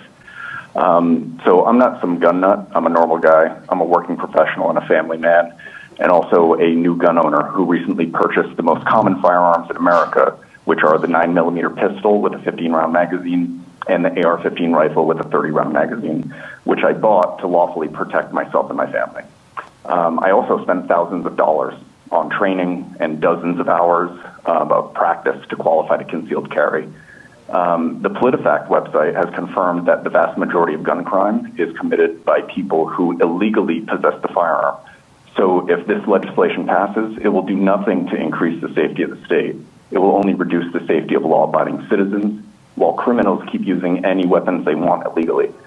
This legislation will hurt me and all the people like me, the thousands of new liberal gun owners in Rhode Island who purchased the most popular firearms in America. These new liberal gun owners, by the way, are probably some of the people who voted for all of you. So please do not support this legislation, which will most likely be overturned in the courts anyway. Focus instead on keeping guns out of the hands of children, the mentally ill, and criminals. Thank you for listening, and thank you for your public service. Seeing no questions, we'll have the next witness. Thank you, sir, for your testimony. Hello, you're on with the House Judiciary Committee. Whoa. Hello? Is anyone there? There we go. Hello, you're on with the House Judiciary Committee. If I could have your name and town, and then you have a minute and 15 seconds to give us your testimony. Sure, my name's Katie Clark. I'm from Barrington. Hey, go ahead. I grew up in Newtown, Connecticut. Sandy Hook was my elementary school, and I'm testifying in support of the Assault Weapons Ban Bill H5 556 and the High Capacity Magazine Ban Bill H5 554. 1214 is a dividing line in my life. For me, there is life before 1214 and life after. And life after Sandy Hook is harder. I can't forget. I know other people have moved on, but I live each day like Sandy Hook just happened. I have 3 boys, and my youngest knows nothing of Sandy Hook, but he knows active shooter drills. It puts a pit in my stomach to think that he has to learn what to do in case someone with an AR-15 comes into his elementary school to kill him. It makes me sick to know he has to learn that because someone actually did that in my elementary school. My twins were in kindergarten when 1214 happened. I was supposed to go into their classroom to volunteer, and instead I called out, sat on the couch with my mom watching the TV, crying and calling home. Are you safe? Katie? Are all the people I love safe? Katie, thank you for your testimony. I'm sorry to cut you off, but everyone gets a minute 15. I appreciate you staying up to give us your testimony, and stay safe out there, okay? Next witness, please. I can't forget. And hello, you're with the House Judiciary Committee. If you could turn down the volume on your device, give us your name and town, and you have a minute and 15 seconds to give us your testimony. Hi, my name is Ray Nunez from East Greenwich. I'm opposed to all the anti-gun bills, especially 5554 and 5556. Between those 2 bills, most of the common firearms used today will be made illegal. I can see how people would think that these 2 bans would make our schools safer, but even if every so-called assault weapon was confiscated and magazines were limited to 10 rounds, a determined psychopath would still find some other means to cause multiple deaths. At Virginia Tech, in the deadliest school shooting ever, the shooter used a Glock pistol and had 19 magazines. One of the shooters at Columbine had 10 10-round magazines, and he fired 96 times. The Columbine killers made pipe bombs, planted propane tanks, and used other weapons in their attack. They fired a pump shotgun 25 times and a double-barrel shotgun that holds 2 shells 12 times. And on the day that my daughter was born, April 19th, 1995, 168 people were blown up in Oklahoma City, which is fertilizer and diesel fuel. Just recently, on Christmas Day, a man blew up his RV in Nashville to commit suicide. All this man would do is take legally owned guns from law-abiding people. Thank you for your testimony. We certainly appreciate it. Seeing no questions, if we can have the next witness, please. Hello, you're on with the House Judiciary Committee. If we could have your name and town, and then you have a minute and 15 seconds for your testimony. Sure. My name is Jennifer Alizelli. I'm a Cranston resident, and as a woman, I oppose all of these gun control bills introduced. Banning the most popular defensive firearms and magazines that exceed 10 rounds will hurt the most vulnerable populations, especially women. These tools level the playing field for women and give us a fighting chance. Home invasions typically have no less than 2 perpetrators, and the police arrive after the crime occurs. In Rhode Island, the response time is just over 7 minutes, which is 7 minutes too long. If the police need these tools to stop a threat after crimes take place, potential victims need these tools as they're the ones who are confronted with the criminals. Our lives are as valuable as the police, and we should be afforded the same tools and capacity to defend ourselves. Gun rights are women's rights. Please reject these gun control bills. They won't make us any safer. They'll create more victims. Thank you for your testimony. We certainly appreciate it. Seeing no questions, we'll take the next witness. Hello, you're on with the House Judiciary Committee. Please give us your name and town, and then you have a minute and 15 seconds for your testimony. Hi, my name's Nathaniel Williams. I live in Warwick, Rhode Island. I'm just letting you guys know I'm in opposition of H5381, H5386, H5395, H5553, H5554, H5555, H5556, H5726, H5942, H5969, H5970. I do support H5557, H5558, H639, H5727, H5730, H5882, H5971, H5972, and H5973.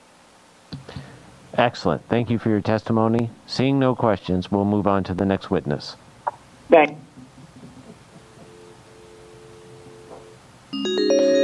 Hello, you're on with the House Judiciary Committee. If we could have your name and town, and then you have a minute and 15 seconds to give us your testimony. Good evening, Mr. Chairman. My name is Elizabeth Bryant, Executive Director of Rhode Island Kids Count. Thank you for the opportunity to provide testimony today. We are here to testify on behalf of Rhode Island Kids Count in strong support of Bill 5555, and we thank Representatives Kazarian, Diaz, Agello, Ranglin Vassal, Fogarty, Caldwell, Blazejewski, McEntee, Carson, and Cartran for sponsoring this important bill. This bill would prohibit the possession of firearms on school grounds, except for peace officers, retired law enforcement officers, or individuals under contract to provide school security services. The bill does include an exception for firearms that are not loaded and that are stored in a locked container or locked rack that is in a motor vehicle. According to the Giffords Law Center to Prevent Gun Violence, Rhode Island is one of only 7 states that doesn't have a law prohibiting concealed carry permit holders from carrying firearms in K-12 schools. Without a statute in place, Rhode Island Kids Count is very concerned that a weapon could be accessed and accidentally or intentionally fired by a student, teacher, or other school personnel. We think that the presence of guns in schools makes students less safe and increases the likelihood of a tragedy that could occur. We also support Bills 5553, 5554, and 5556. We thank you very much for the opportunity to testify today and for the hard work that your committee is doing this evening. Thank you, Mr. Chairman. Thank you very much for your testimony. Next witness, please.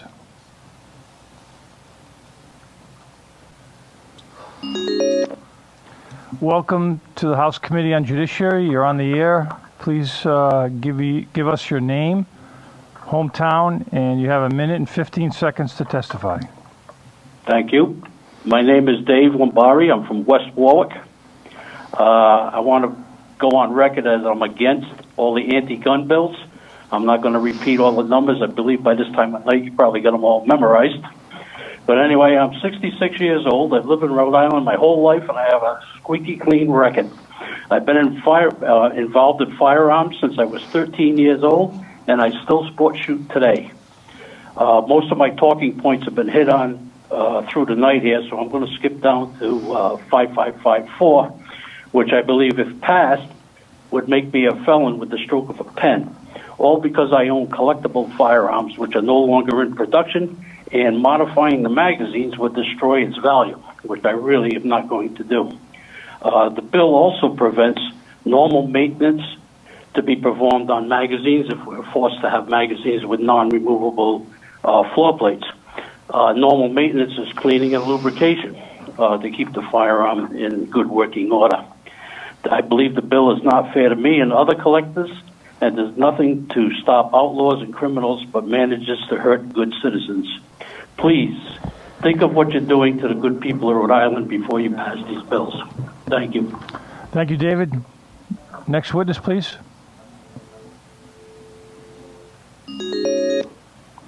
Welcome. You're on the air. This is the House Judiciary Committee. Please state your name, whatever city or town you live in, and you have 1 minute and 15 seconds to testify. My name is Rick Morse. I'm calling from the city of East Providence. I'm calling to express my opposition to all the proposed gun ban legislation, most particularly 5556, 5554.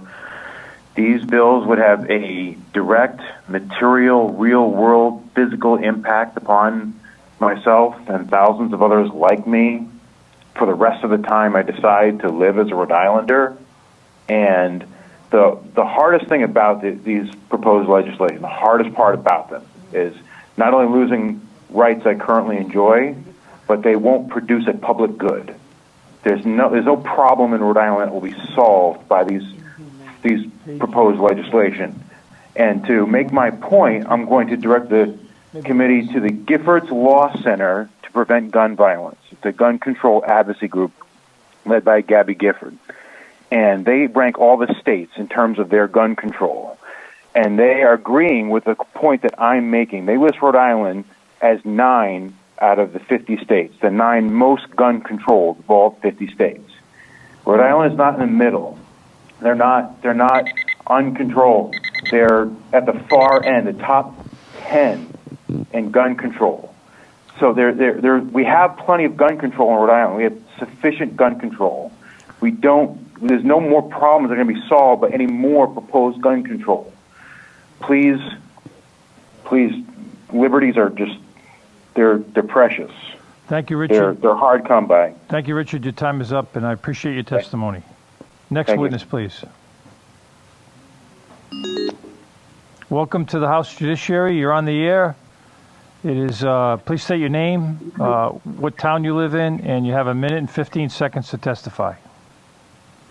Hi, good evening. My name is Luann Nevitt. I live in Little Compton. I am opposed to several of the bills that are out proposed, specifically medical release form, number guns, banning magazines, concealed weapons, concealed carry in school, raising the age, and the remaining ones I support. I didn't grow up with guns. I, however, have come to realize that they're a tool to protect yourself, especially when my husband was working nights for numerous years in a row. It's something that I feel people should learn to use properly.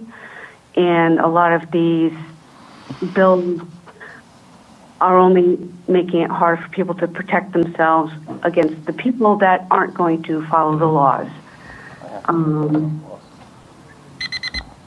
And I believe that we shall have reciprocity with other states for concealed carry and constitutional right to carry.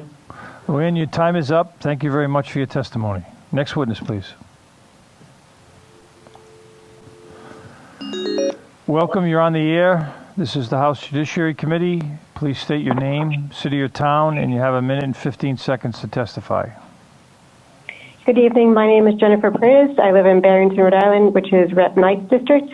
I'm calling to urge this committee to support the important gun safety legislation, including bills to regulate assault weapons, limit high-capacity magazines, keep guns out of K through 12 schools, prohibit straw purchasing, and prohibit open carry of loaded rifles and shotguns in the public. The issue of gun safety is important to me because for far too long, we have seen the increase in gun violence. When will it stop? It won't until we pass common sense measurements to keep Rhode Island safer. Please pass these bills to the floor for a vote. Thank you. Thank you very much. I believe your state representative would like to ask you a question. Jen, how are you? Great. How are you, Jason? I'm good. I just want to say thank you for staying up and thank you for giving our your testimony. I really appreciate it. Thank you. All right. Thank you very much. And thanks for all that you do. Thank you. Next witness, please. Welcome. You're on the air. This is the House Judiciary Committee. Please state your name, what town you live in, and you have a minute and 15 seconds. Thank you. My name is Andrew Wright. I am a lifelong resident of Pawtucket, and I'm opposed to any new laws restricting the ownership of firearms. If our state wishes to enact these sweeping, or in some cases near total bans on firearms, then we must be prepared to watch hundreds of thousands of dollars of state money be spent defending them against challenges to their constitutionality under both the state and federal constitutions in the courts. I'm not a lawyer, but many of these bills seem destined to be struck down in the courts at great expense to the people of Rhode Island, and I believe our state would be better served spending that money on its people. Further, looking at crime statistics compiled by federal law enforcement, Rhode Island has one of the lowest rates of violent crime in the United States, lower by far than some states that have adopted these draconian gun laws, such as California and New York. So these laws have a losing history at lowering violent crime, and even if they didn't, they're clearly unnecessary here. Also, it's an unavoidable historical fact that the history of gun control in the United States is a history of white supremacy.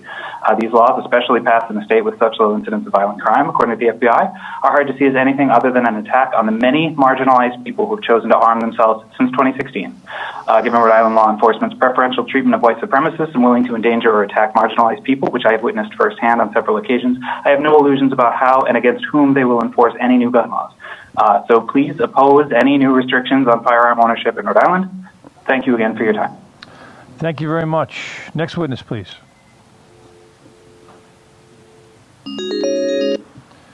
Hello, you're on the air. Welcome to the House Judiciary Committee. Please state your name, the town or city you live in, and you have a minute and 15 seconds to testify. Good evening. My name is Jason Dubois. I'm a resident of the town of North Smithfield. I'm also the president of the Woonsocket Sportsman's Club, which represents over 170 members who are primarily from the northwestern portion of the state. I want to go on record to say that we are opposed to all of the bills that would be considered anti-gun bills tonight. I want to testify specific on one, the bill to prohibit the purchase of firearms for anyone under the age of 21. I have direct experience in working with youth members of our club and introducing them safely to the shooting sports. I can say that from my own personal experience observing these young men and young women that they demonstrate incredible maturity and responsibility in handling firearms, and to prevent them from exercising their right to be able to purchase firearms or ammunition when they reach the age of adulthood would be an unfair burden on the nascent shooting sports enthusiast community. Thank you. Thank you very much. Next witness, please. Welcome. You're on the air. This is the House Judiciary Committee. Please state your name, what town you live in, and you have a minute and 15 seconds to testify. Good evening, Dean Perticakis, Cranston, Rhode Island. Good evening, Chairman and Committee. Due to the time requirement, I will not list all the bills I'm speaking about. However, I do support all pro-gun legislation and oppose all anti-gun legislation. I have 3 young boys, and if certain bills are passed, I'm not allowed to carry my firearm in public or even on school properly. I am now relying on our police force to protect us. Average police response time is 10 minutes. Think how much can happen in 10 minutes. How should I protect myself and my family while I wait for the police to respond? Thomas Jefferson once said, an unarmed man may be attacked with greater confidence than an armed one. Please be reminded that it is our job as elected officials to not only make decisions on the people's behalf, but uphold the Constitution. The Second Amendment is just as important as any other amendment in our Constitution. Use any other example. Will due process under the Fifth Amendment be waived for certain crimes because legislatures feel as if it will keep us safer? We do not think so because it will violate the Constitution. Will the 15th or 19th Amendment of voting rights be infringed upon because our legislations think it will make a better country? No, they cannot do that because their job is to uphold the Constitution under the oath they took as elected officials. In closing, please be reminded that we are a constitutional republic. Constitutional republic is a state where the chiefs and representatives are democratically elected by the people and the rules are set and written down in a written constitution. That is all for tonight. Thank you. Thank you, Dean. Next witness, please. Welcome. You're on the air. This is the House Judiciary Committee. Please state your name, what city or town you live in, and you have a minute and 15 seconds to testify. Thank you, Chairman Creer. My name is Jonathan Hirons, Warwick, Rhode Island. I am also the president of the Smithfield Sportsman's Club in Smithfield, Rhode Island. Again, I'm not going to list all the individual bills because of time limits, but I'm opposing all anti-gun legislation, supporting all the pro-gun legislation. These anti-gun bills do not address any specific situation or problems we are experiencing here in Rhode Island. Most of these bills would turn law-abiding citizens who own firearms into criminals for items that they have owned or activities they have participated in with no problems or instances for decades. They do not target the criminals who are committing the crimes. Some of them are unconstitutionally confiscate items that were legally purchased by the owners and citizens of Rhode Island, and some of them have already been deemed unconstitutional by appeals courts across the United States. So please, I ask that you not support any of the anti-gun bills and please support the pro-gun bills for the Second Amendment. Specifically, H5555 for carry permit holders on schools. These people are 0.4% of the population around and have been vetted and trained and actually, according to the FBI, commit crime at a lower rate than police officers do. So why are we targeting this 0.4% that have not caused any problems at all in 30 years since that exemption was specifically added by the Attorney General in 1990? Thank you very much. Thank you very much. Next witness, please.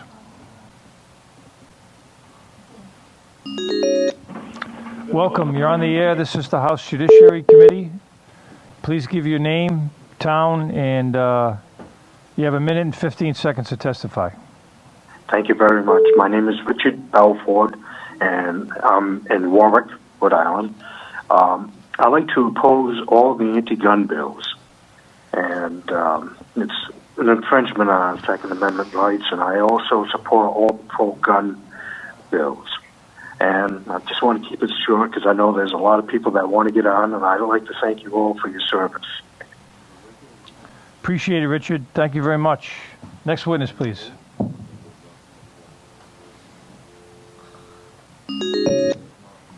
Hello, you're on the air. This is the House Judiciary Committee. Please give your name, hometown, and you have a minute and 15 seconds to testify.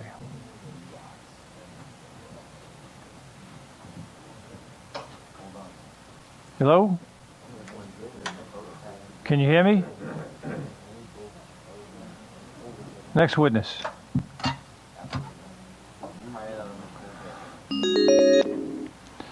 Welcome. You're on the air. This is the House Judiciary Committee. Can you please give me your name, your hometown, and you have a minute and 15 seconds to testify. Okay, great. Thank you. Shane Sullivan, South Kingstown. Although I personally support some of these bills, while Rhode Island is still under emergency order, non-budgetary issues should be put on hold until such a time when the residents of the state are allowed to return to the People's House to peacefully assemble and oppose or support introduced legislation, which is our right and the cornerstone of a fair democracy. So I ask the committee to oppose all of the bills that are before you tonight. I have a child in elementary school, one in middle school, and one in high school, and I am the husband of a public school teacher. I'm appalled by the reintroduction of the so-called School Safety Act 5555, as it poses a threat to the safety and security of my entire family. According to the Department of Homeland Security, the average school shooting lasts 12.5 minutes, while the average police response time is 18 minutes. Any disruption in that 12.5 minutes has the potential of saving lives. Addressing 5554 and 5556, RI saw a 103% increase in background checks over 2019 and almost double the previous RI record. These numbers are important because the majority of them were first-time gun buyers, minorities, and females. The National Shooting Sports Foundation has estimated that sales among women are up 40% and purchases by African American increased 56%. These pieces of... Your time's up. If you want to give me another 10 seconds. Go ahead. Yep. These pieces of legislation are shrouded in the word safety, but are constitutionally offensive and highly prejudicial to some of your constituents, as well as they are rooted in the systemic racism that this country is trying to overcome as we speak. Thank you so much for your time. Thank you, Shane. Next witness, please.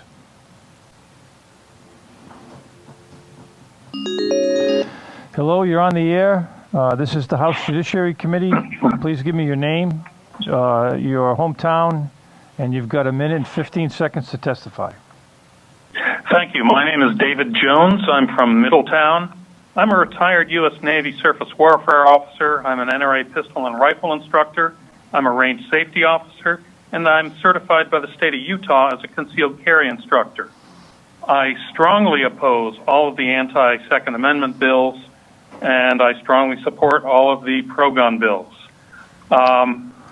Concerning the assault weapons and magazine bans, something I haven't heard discussed yet is, even though there's been mention of these bills being enacted in neighboring states, New York and Connecticut, their assault weapons bans have been disastrous.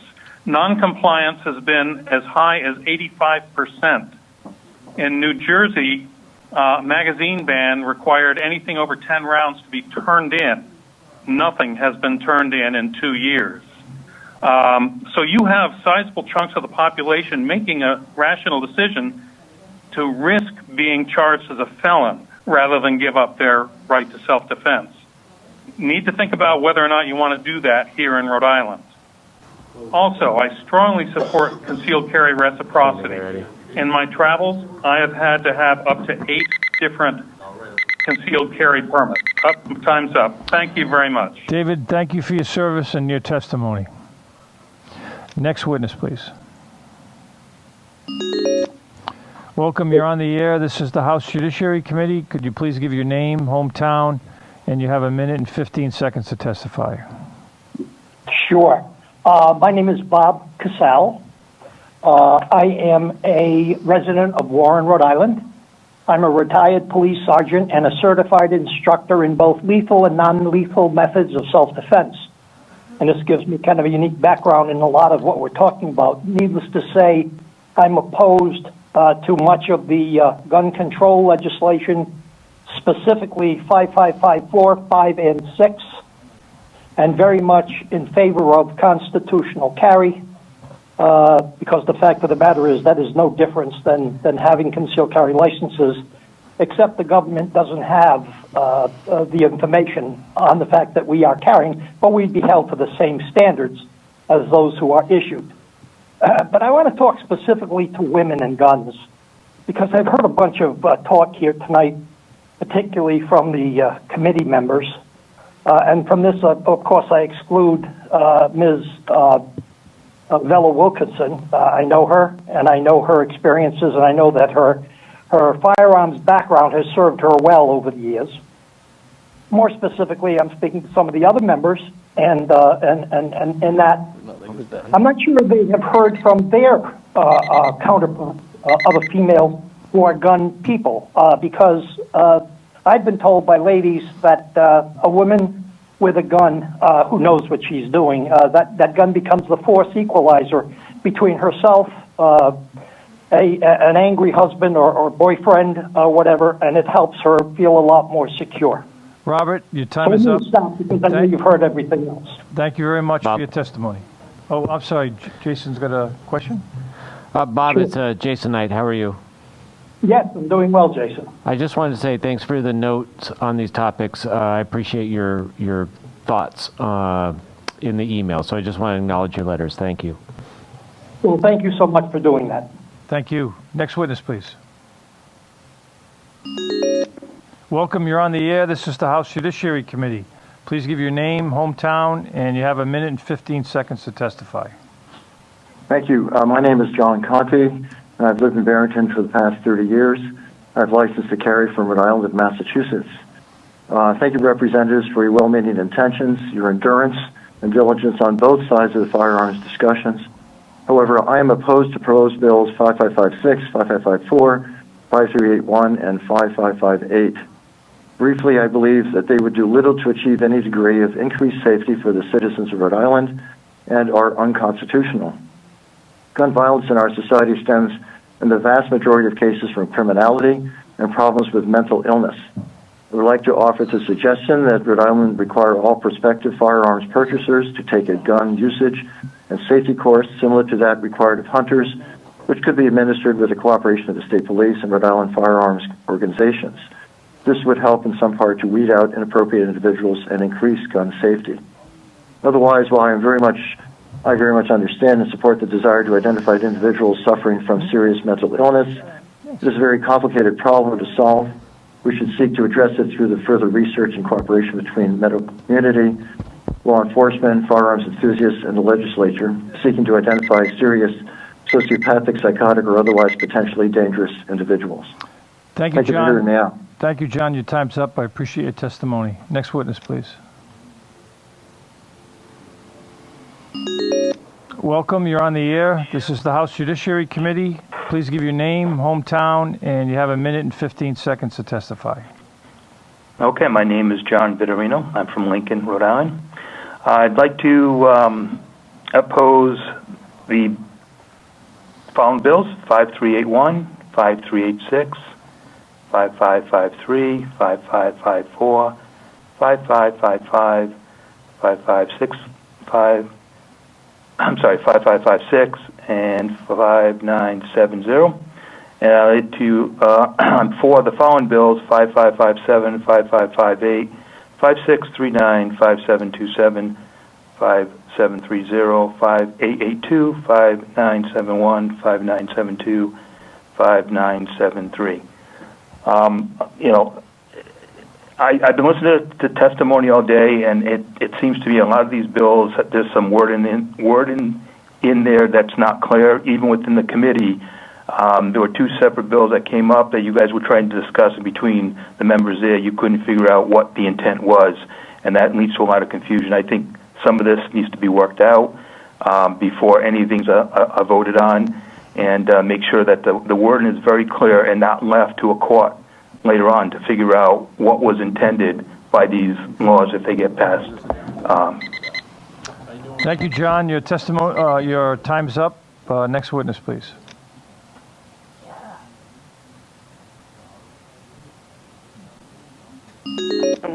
Welcome. You're on the air. This is the House Judiciary Committee. Please give your name, hometown, and you've got a minute and 15 seconds to testify. Thank you very much. My name is Stephen Walker. I'm from Cranston, Rhode Island, and I strongly oppose 5381, 5386, 5553, 5554, 5555, 5556, 5726, 5942, 5969, 5970.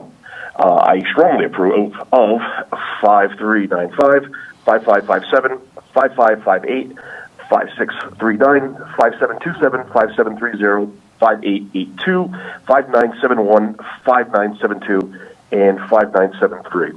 I'd just like to make a couple of key points. One, Rhode Island historically has always been, at the bottom of gun-related crime. Basically, what this appears to be, to me at least, is a solution to a problem that doesn't exist. Also, those who have been saying that the Second Amendment isn't unlimited and it is applicable for restrictions, as Chief Justice Roberts said, we also have to kind of keep in mind that one of the things that Roberts said was guns in common unusual guns, of which semi-automatic weapons are in common use. Steve, your time is up. Thank you very much for your testimony. Next witness, please.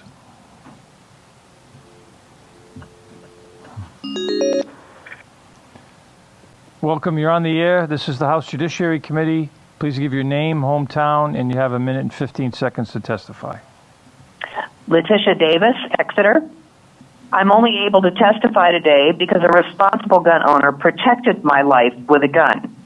I oppose all the so-called gun control bills, which would better be called the law-abiding citizens criminalization and control bills. Gun control advocates say these bills will make us all safer. They will not, as they completely ignore the protective and deterrent effects of firearms. Several years ago, before the House Judiciary Committee, I testified against a similar group of bills just after someone who'd said she'd never heard of someone's life being saved by a gun. I testified at the time that my life was, and 4 members of the committee at that time acknowledged that they too had been protected by a firearm, and I've never forgotten that moment. Some of those members are still on the committee. Lives saved by guns must be taken into consideration when you're determining if a bill will actually be beneficial or detrimental to overall safety. Passing a bill that restricts my right to protect myself sends me one message, that negative feelings about guns are more important than my life. So I guess it's just collateral damage if someone is harmed or dies when they couldn't protect themselves because their firearm was locked up or because they couldn't get a CCW. I support the reciprocity bill and arming the campus police. Rhode Island should work with other states so that people who have CCWs can travel freely to other states. Better yet, Rhode Island should join with the states who respect individual liberties with constitutional carry. We should hold criminals accountable for their behavior and don't criminalize law-abiding citizens for protecting themselves and their families in the way that they determine is best. Ms. Davis, thank you. Your time is up. Thank you very much for your testimony. Next witness, please. Welcome, you're on the air. This is the House Judiciary Committee. Please give your name, give me your hometown, and you got a minute, 15 seconds. Good evening, Patrick Murphy, West Greenwich, Rhode Island. Chairman and members of the committee, I'd like to thank you for allowing me to testify here today as a resident of District 29 under the tutelage of Sherry Roberts. I'd like to say that I am support in bills of H5395, 557, 558, 639, 727, 730, 882, 971, 972, and 973. I oppose all the other ones, as I think they will accomplish little but hurt the law-abiding firearm community. I hope you'll also support the legacy of the Second Amendment and Article 1 in Section 22 of the Rhode Island State Constitution. Respectfully, Patrick Murphy. Thank you, Patrick. Next witness, please.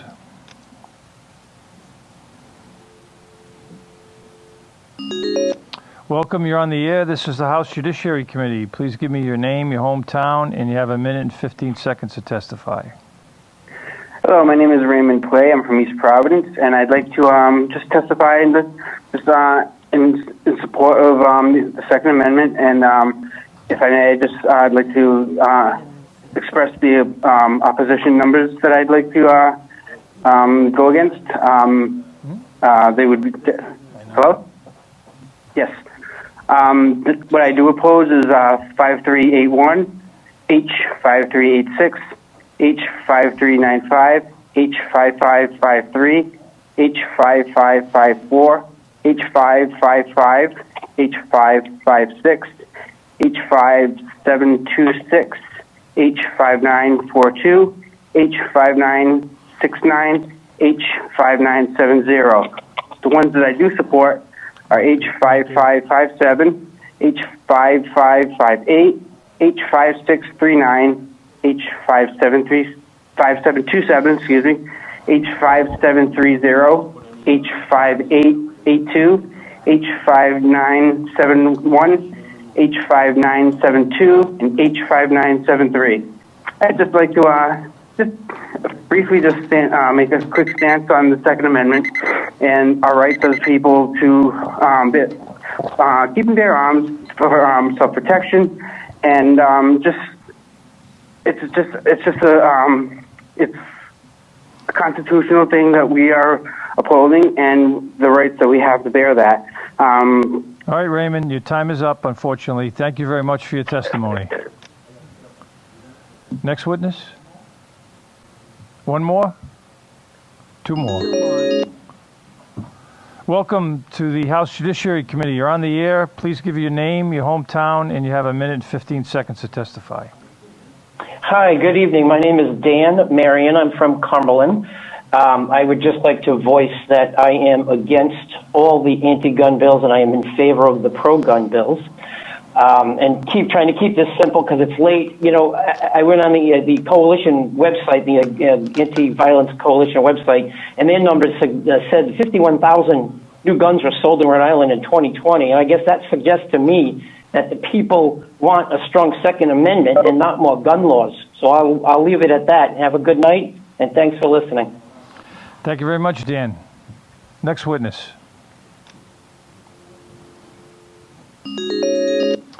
Welcome. You're on the air. This is the House Judiciary Committee. Please give your name, hometown, and you have a minute and 15 seconds to testify. How you doing? My name's Jeremy Doherty. North Providence, Rhode Island is where I live. I want to start off with saying I definitely oppose H5381, 5386, 5395, 5553, 5554, 5555, 5556, 5726, 5942, 5969, 5970. On top of that, the H5554, I want to know why banning, more than 10 rounds for law-abiding citizens is okay, but letting police, who we heard earlier from some of the police when they testified, they don't train nearly as much as most civilians do that are law-abiding citizens that have a concealed carry permit. I want to know where the thought process is on that. Why are they allowed to carry more rounds when it's also been proven that when they use the gun, they shoot more than 10 rounds typically? Why would we have to shoot? Why would we have to have the chance to shoot, the ability to shoot less? Thank you. That's all I'll say. Thank you, Jeremy. Next witness, which I believe is the last one. Oh, you want to talk, Doug? Okay. Welcome. You're on the air. This is the House Judiciary Committee. Please give your name, your hometown, and you have a minute and 15 seconds to testify. Thank you. My name is Lisa Markey. I'm calling from Woonsocket. First and foremost, I wanted to say that we don't have a weapons problem here in Rhode Island. What we have is a violence problem. And with that being said, I'd like to oppose all 10 of the anti-gun bills. With the current time constraints, I'll concentrate on 5556, the Rhode Island Assault Weapons Act of 2021. The term assault weapon is realistically undefined, and it is used to instill fear in citizens who have no firearms knowledge. Most folks you ask are unknowledgeable, and they think that these assault weapons are fully automatic firearms that produce continuing fire by a single trigger function. Examples, machine guns and your finger quotes, machine pistols. They have no idea that fully automatic firearm sales and possession has been federally regulated since 1934. Legislators, gun control groups, and the media incorrectly interchange assault weapon with the term assault rifle, which more specifically refers to selective fire military rifles that can fire in automatic or burst mode. Furthermore, studies have shown the now expired federal assault weapons ban had little effect on overall criminal activity, firearm homicides, or the lethality of gun crimes. And there is no tentative evidence that it decreased the frequency of mass shootings. Even a recent study by the National Institute of Justice found the effects of any assault weapons ban would likely produce results too small for reliable measurement because assault rifles, also known as assault weapons, are really used in gun crimes. Thank you very much. Your testimony time is up. I appreciate it. Thank you for your testimony. Which brings us to the end of our meeting tonight. Motion to adjourn. Well, I want to discussion on the motion. Oh, okay. I want to say a couple of things. First of all, you guys were remarkable. The discourse would make Roger Williams proud of the lively experiment. And secondly, and just as importantly, probably more importantly, we couldn't do any of this without these folks out here. They did a magnificent job. This is the first time this has been done, and you nearly did a flawless performance. You should all be proud of yourself and we're going to give you an extra day off. I'll make sure of it. Motion to adjourn. Mr. Chairman, and I'd just like to credit yourself and first Vice Chairman McAtee and second Vice Chairman Knight for conducting a fair meeting under very difficult circumstances. And I do think, for the most part, most of the issues and subtexts of this very complicated issue were well vetted this evening. Thank you. Thank you, Doc. I agree. Carol and Jason, you did a magnificent job. you. Chairman, if you could just add that obviously the crew and staff here had to work in shifts, so we want to also thank the first shift that's already was able to go home. 2 meals here. We argued about fishing. We did just about everything. So Some of us argued about fishing. thank you very much. Motion to adjourn. So moved. All those in favor signify by saying aye. Opposed, nay. The ayes have it. Aye. Good night.